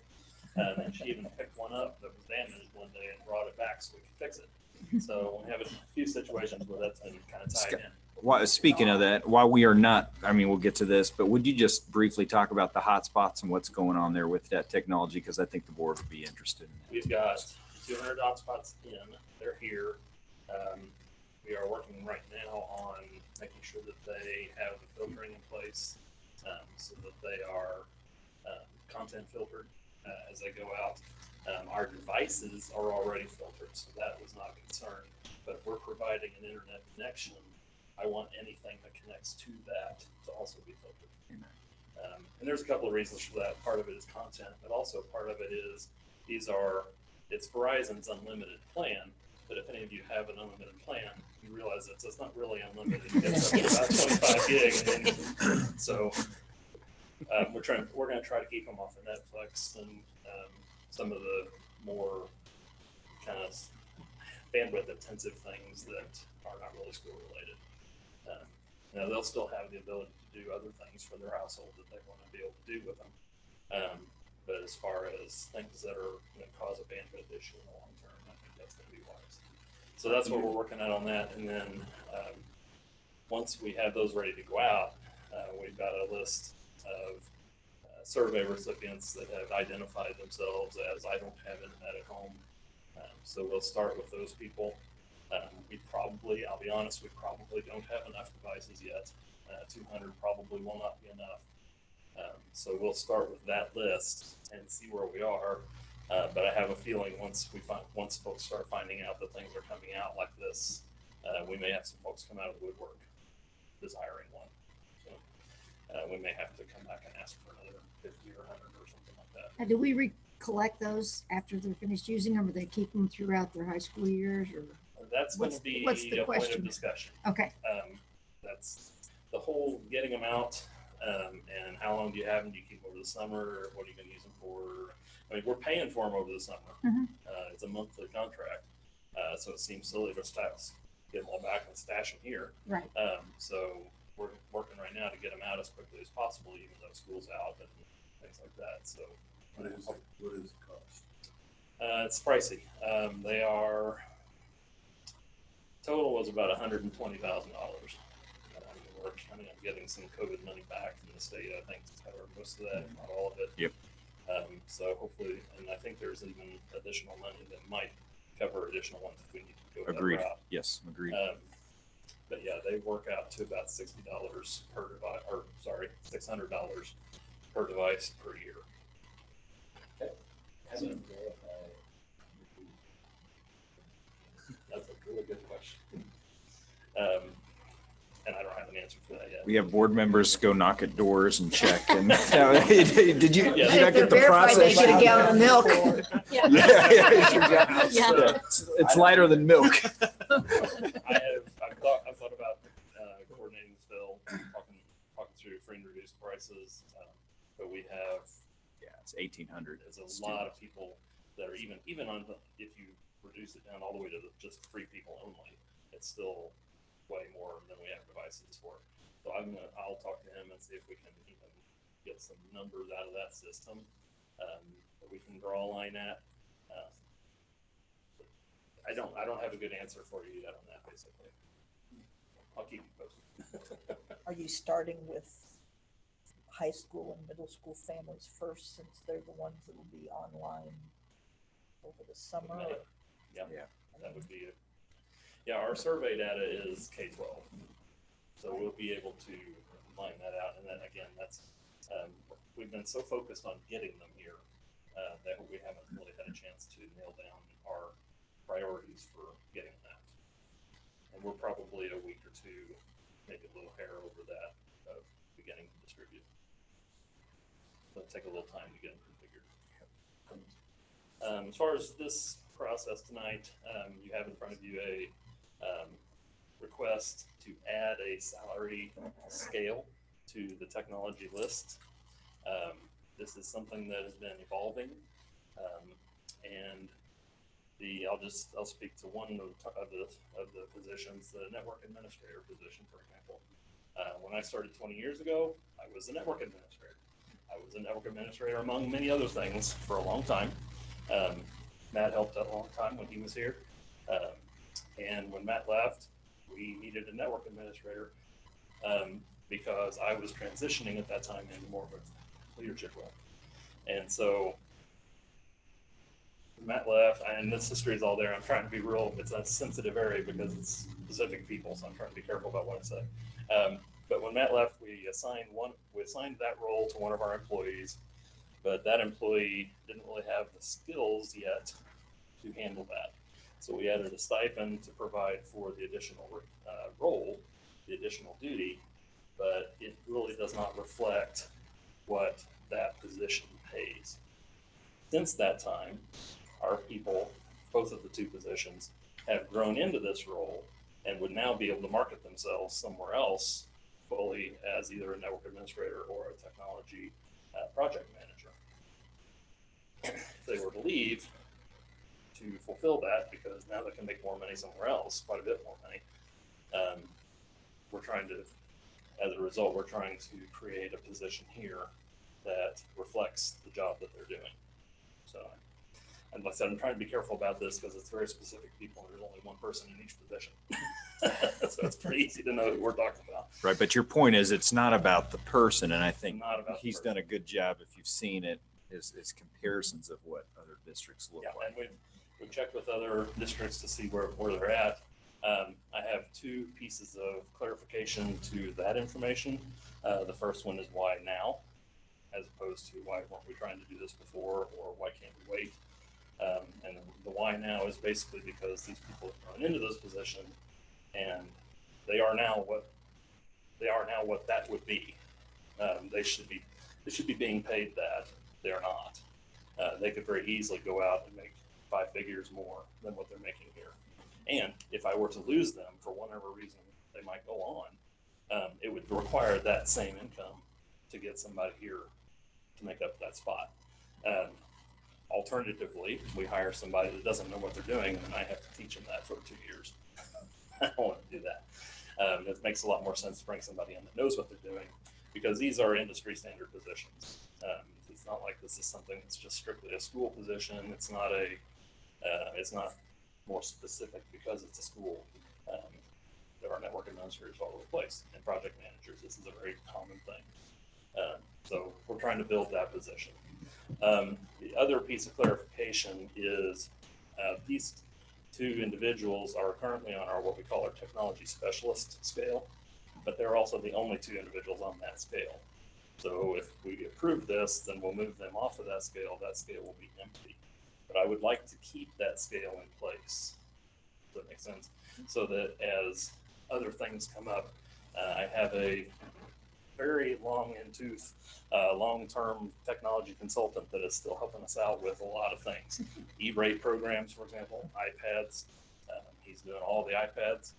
Eventually, someday, he says he's going to retire. If that happens, then I'm going to need somebody to do E-rate. I'm going to need somebody to do iPads. Some of that we can absorb, but I would also like to have the ability for projects like that, so positions like that, to make that a technology specialist position and elevate somebody out of the department into that spot and take that role. So for now, those positions will stay empty, but I'd like to keep the scale there so we have that flexibility there. So, questions, concerns? Total costs, I think, is about 20,000, give or take, and that includes all the side pieces of employment. Scott, do most of the people that come into these positions have any kind of specific education background in technology? They could, and if we were looking to replace that position, we might look for that. These individuals, the network administrator would be something you could get a Network Plus certification, Security Plus certification. There's some certifications that would go with that. Project manager, I don't know if that really has a certification field. That really has a lot more to do with your ability to oversee a group and work a project from beginning to end and organize it. What you might see, Julie, is an individual that would go through like the MSU construction management program, but wants to specialize in technology. That would fill that role very well. And are these 12-month positions? Yes. Okay. These 2 individuals have learned all of this along the way. They haven't got any certifications, but which would knock them a little bit if they were to try to leave. But it's still a reality. If they were to leave, then we would probably be looking for something like that. The reason for my question is kind of goes back to something Kip said earlier about the PC stipends. These positions pay more than a teacher who comes out with a 4-year college debt. So I'm just saying, are we gonna have people that, you know, look at this and say, well, how come these people coming into these positions are getting even more money and they don't need a college degree, they don't need any specific training, whatever. You know, John Q. Public doesn't always necessarily care what market rate is. So I just Right. wanted to, Well, and these numbers are still well under market rate. They're market for education. Yeah. But not. right, no, I get it. And I'm not saying that I disagree with the recommendation at all. I'm just, you know, this may be a point of conversation for some of I you can along give the you- way I that. can give you a little bit of a response. I mean, we hire people with these very specific skills to do other things, HVAC. We hire people for HVAC that probably get more than most of the same features. Now, they've got a background, they've got a training and certificate. That there are probably, and that's just the first one popped in mind, but there's probably a few other positions. Well, yeah, and I get it. I'm just, and I think, you know, the fact that they work 12 months and, Well, let's face it. I was going to say that would be the art, right? It's 85 more, or almost 75 more days, right? Right. 260 instead of 185 or something. That difference out from those numbers on. Well, and you have to figure, I mean, industry drives that. I mean, any tech person in education could go into the marketplace and make double immediately. So can we extract technology from education? What would that look like if we didn't have any tech people?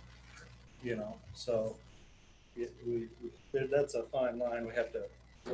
And those people don't even have to have a degree. I mean, you could have a Gavin Hawley.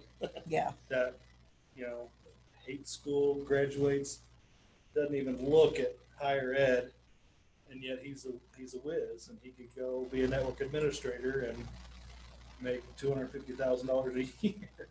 You know, so no, I get it. I'm just, And when you pull it away from education, a lot of people are willing to make that trade-off because of the environment. yes. And the environment is amazing. You're working with kids. You're working with a variety of things all the time. You're not spending all of your day behind a switch, playing on a laptop. I mean, you're out moving around, visiting with people. The job changes in the summer, it turns into something entirely different.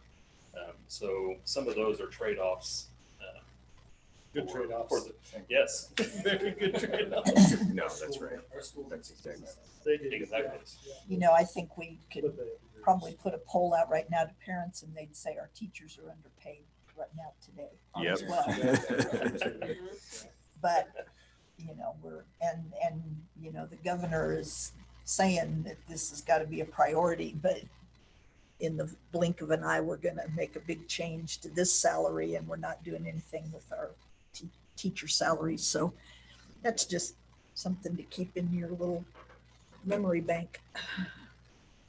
Any other questions? Any other comments before we? I think it's in line with everything else.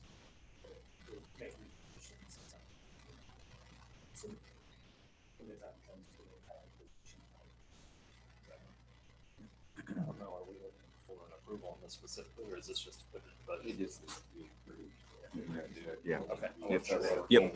Yep. I'll make a motion, we accept the recommendation to do the technology salary market adjustment as presented.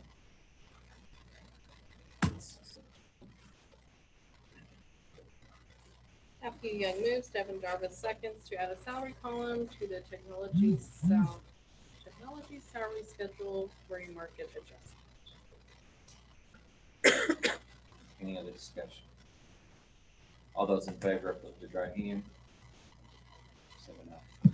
Just a quick, real quick, do we feel like we need to approve those individuals, those specific, because currently, right, they're in that role?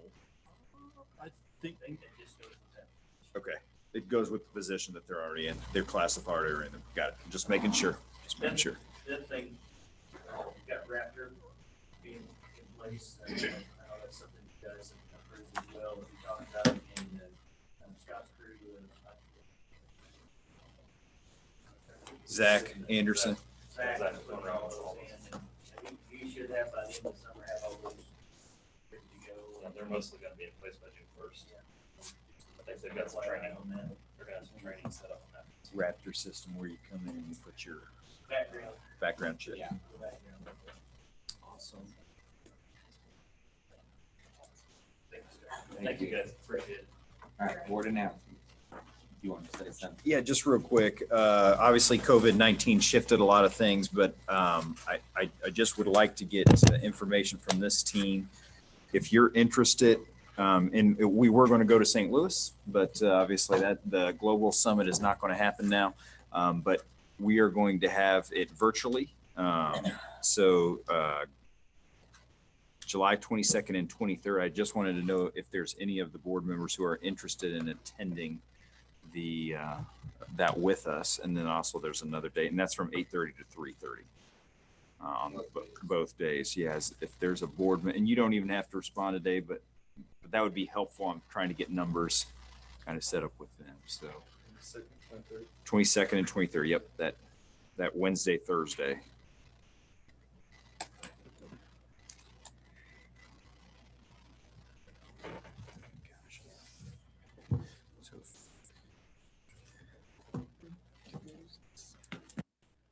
And then there's another date, July 28th. We're going to have somebody come down and facilitate a conversation to help with kind of clarity and alignment and things like that. I think it would be amazing if we could at least have one or two board members there to be a part of that conversation.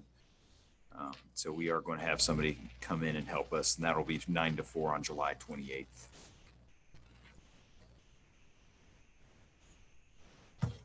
Again, I don't need that information, but the 22nd, 23rd, we need to register for that. The 28th. For the next few days. Yeah, that'd be great. First of the week. Yep. Thank you. Thank you. Matt, did you clarify on the?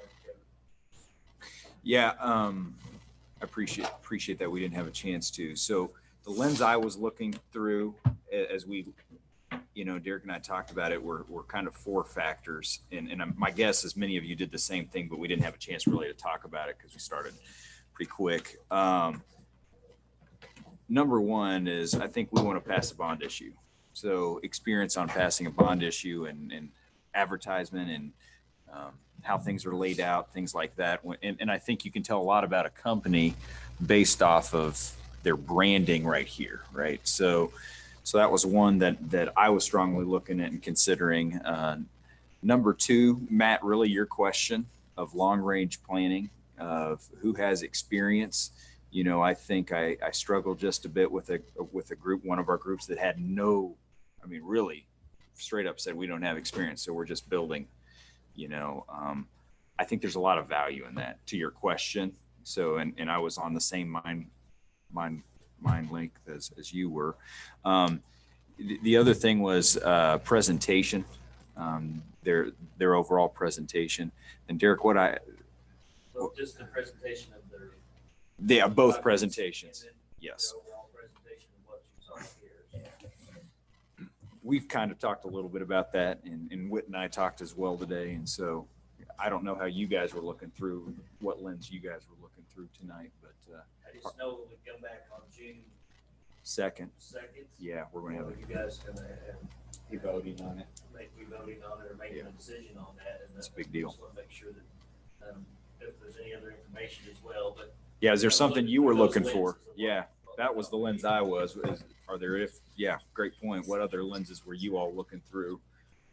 So you were looking at Did you mention to any of them, I know it probably wasn't in the official RFQ, but when you talked to them, did you mention anything about Leader in Me and our strategic plan and any of those types of elements? I mean, obviously Paragon's got an advantage in their presentation because they've just been living and breathing it with us. But I wonder what the other groups, how they would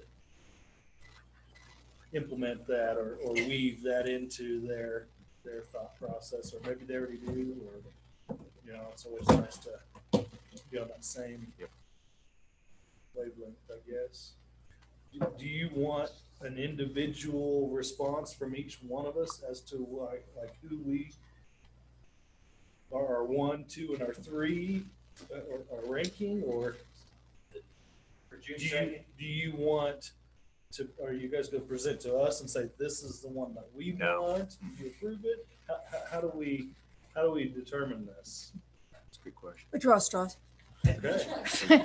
I think, in the past, it's just been very helpful to listen to everybody else's perspective and then We'll make a vote. make a vote and proposal to, looks at the pluses and the minuses, and appreciate your information too. And that's some of the things we were I think talking about. at the beginning, if you guys have any questions, and if somebody wants to send something to me, we'll try to send it out to the whole board and let them know what's going on.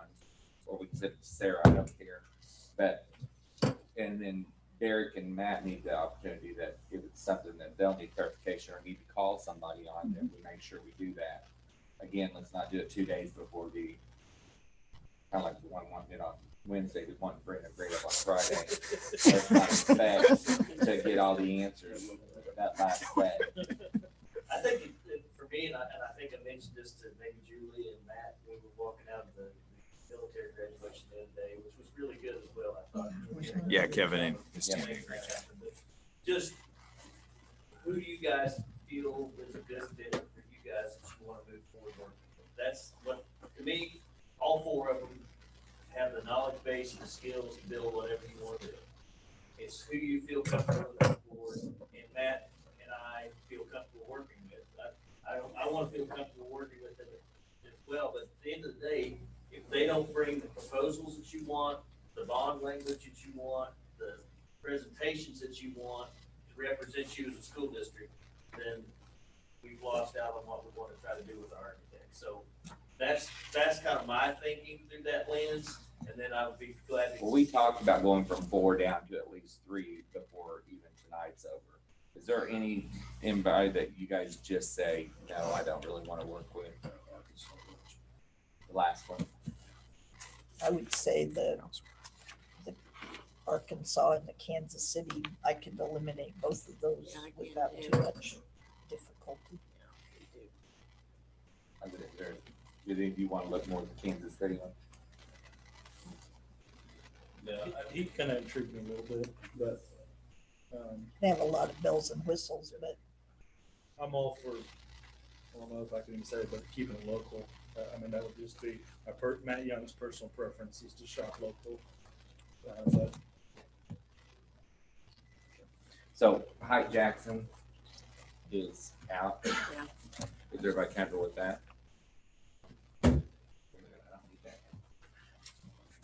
Okay. June 2nd, just be prepared to discuss. The other 3. Are there some that are more complicated? I've worked with SAP before on projects, and I've worked with, of course, Paragon. I've worked with them. The other 2 I have not had any working experience with, but they were all very prompt. I can tell you that ACI didn't find out about the RFQ for like 3 days before it presented what they presented. So that was pretty quick turnaround, and they are in Kansas City, but they have a lot of background in bond issues. SAP has built schools, as you guys know, all over this area for many years. Janelle worked with them quite a bit, didn't you? And again, Paragon, like Paragon. And I worked with Paragon too. Yeah. On all those editions. I did appreciate Brad's honesty tonight. I thought that was pretty courageous on his part. Yeah, I think he definitely learned that the board felt left out on the last project. I think I tried to make that very clear to him that I felt like they overrode whatever we wanted at the expense of the group. Mhm. But,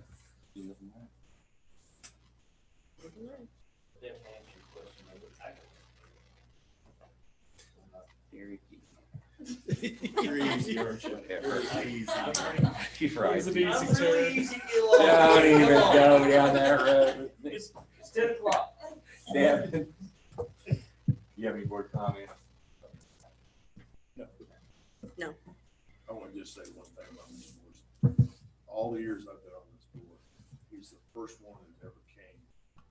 this board meeting and presented a program that will help our students more than anything. I appreciate it wholeheartedly. I'll let them know that, Ron. I just want to bring up the superintendent evaluation. Can we get that approved? It's not policy. Can we get that approved maybe at the next study session so that we can start moving forward a little bit more on it, come down to anything critical? Or do we need to do that in a regular session? I think since it's not particularly policy and it's not voting on money or the instrument that we printed that we talked about on the superintendent's evaluation, the instrument to use. I probably need to finalize it. Okay. And get it converted to Google Doc. So I can share it out, can look at it. I know, I am currently just working on the format, but there's a lot of in between detail in between the lines of, I think Devin had mentioned, how are we aligning it to the strategic plan and, Leader in Me and probably strategic plan. So a lot of the verbiage may need to be kind of reworked a little. I don't want to be the person making that final decision. I'll throw something in the slot and it'll be the Missouri standards. I'll replace the well, and I think the other states. One of the things that I think we all three liked was the evidence, and that evidence can keep on going. And that's where I was thinking with the Leader in Me programs and the Go Caps and all this other stuff. That's all evidence and data that could easily go into several different categories. It could go into professional development. It could go into the success of students. It could go into the leadership qualities and all that stuff too. So there's some flexibility in there. It's a good instrument to be archived. It's structured. It's got enough detail, not too little. Those types of things that we can reflect back on. Can we discuss in a study session what your goal is at the end of it? Yes. Because also my honest question, you have to listen to it since it's over. It can be, but I think that his job is overwhelming too. I think his job is so broad. And my concern is that we don't communicate as a board well to what we're expecting of Dr. Teeter. We like what he's doing. We need to celebrate what's going on. We need to celebrate this, that, but we also need to not evaluate him on 7 different opinions every year or a survey. He needs to understand what he's going to be evaluating or demonstrate. And you don't need to demonstrate that same evidence package year after year after year after year. He's got the flexibility. To your point, I think the action is what you're looking for, the action that will come out of the document. We're not gonna take action on every point of that document. That wasn't the point of that. The document is to be able to pull out 3 to 4 at the most, I think is what.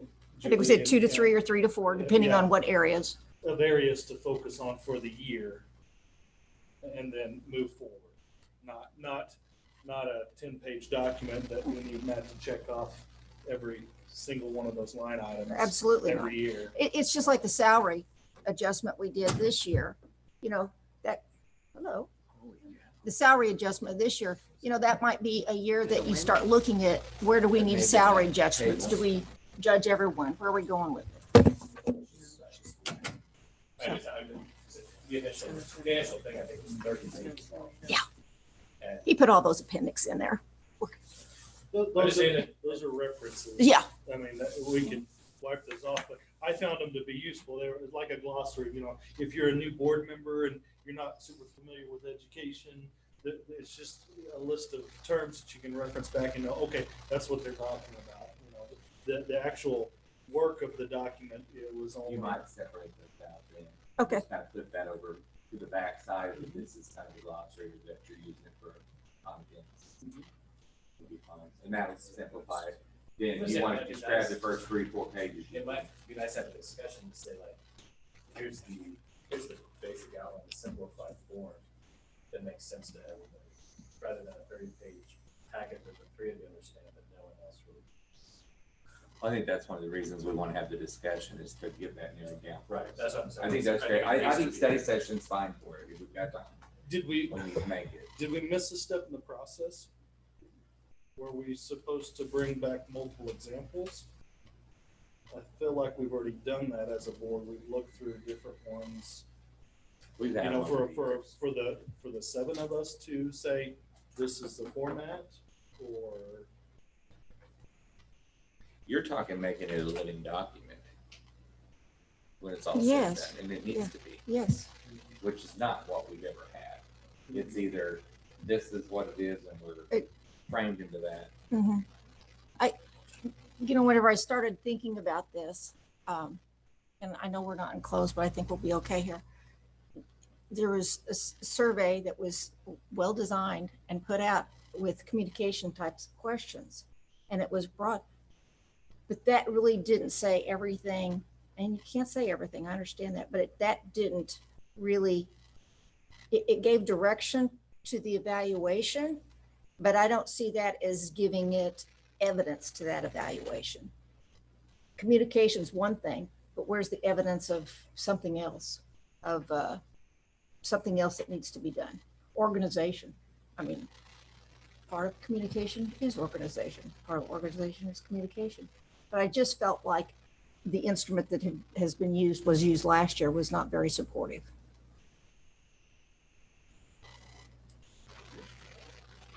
You guys all happy with that? I don't know, you discussed it. And that's June 2nd. Right. I got nothing. She's on her way out. She's already checked out here. June 2nd is actually election day. Oh, The reorganization will be the following, The 9th. the ninth. We'll have a study session the second. Which will be architects. And evaluation. Yeah, the architect shouldn't take long if if everybody's done their homework.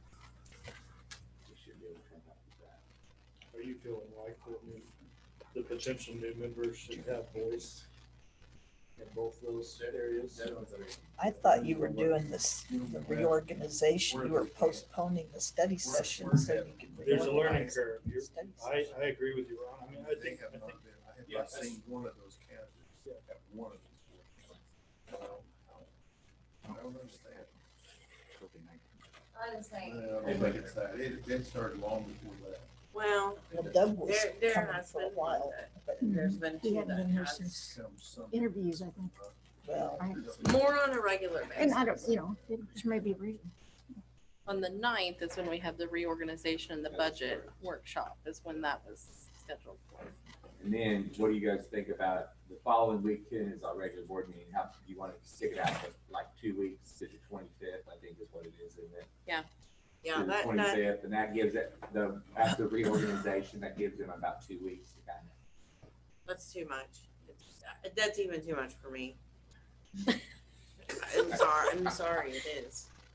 So what's the schedule? So the second, we'll still do our study session.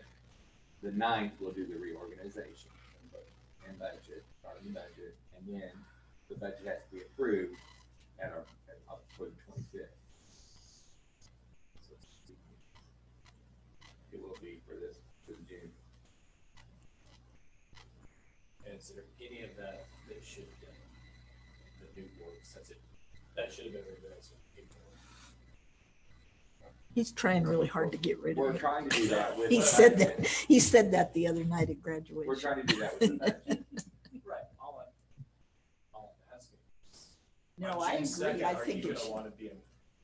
I don't, there is no value in me voting on architects because I'm not gonna be a part of that And- consequence of that. And I'm decision. not saying Knowledge, either. though, What I'm is saying is, something that we may not have. So, I think, Well, you've been through projects. What were you going to say? I'm saying that you have a ton of experience, so your input is extremely valuable. At the same time, we would be going through budget and census process, having already reorganized the board. And so is there any of that that needs to be done with the new board? Is there some that is better done, or we still have Julie, and can we change, do we need to change those dates based on that? The 9th, that's when we do the budget. That first week is usually when we do it anyway. So the new board members, even if they were elected in April, will have had no experience on this budget. So that's not gonna change. Right. And so, and then they'll have 2 weeks. And again, we all did it at one point in time. We finally went in there, you know. So they're not gonna be a lot of help on it, depending on how many get on. I mean, it's gonna be a heavier task on the rest of the board at that point in time. But I don't know that there's any really, we're trying to split it out because I do think it's important for the second, for us, if we're gonna discuss. They're not gonna have any idea on what we're gonna talk about on his evaluation, and they're not gonna have any idea what we're talking about on, for the architects. Had they been here tonight, they might have had a little bit of insight, but they're not. So I don't know how else, I mean, I'm open for it, but I don't know how else. I think the second is gonna be right for what we're doing, and then the 9th on the organization. And then my only other question is, do we wanna move the board meeting out to the 25th instead of the nation? It gives them an opportunity to ask questions if they're here the night. Then they can ask questions in between them. We're gonna let Julie train them. My free service is over. So, Whit, if we could just put that on the website, we'll move it to the 25th, June 25th instead of the 18th.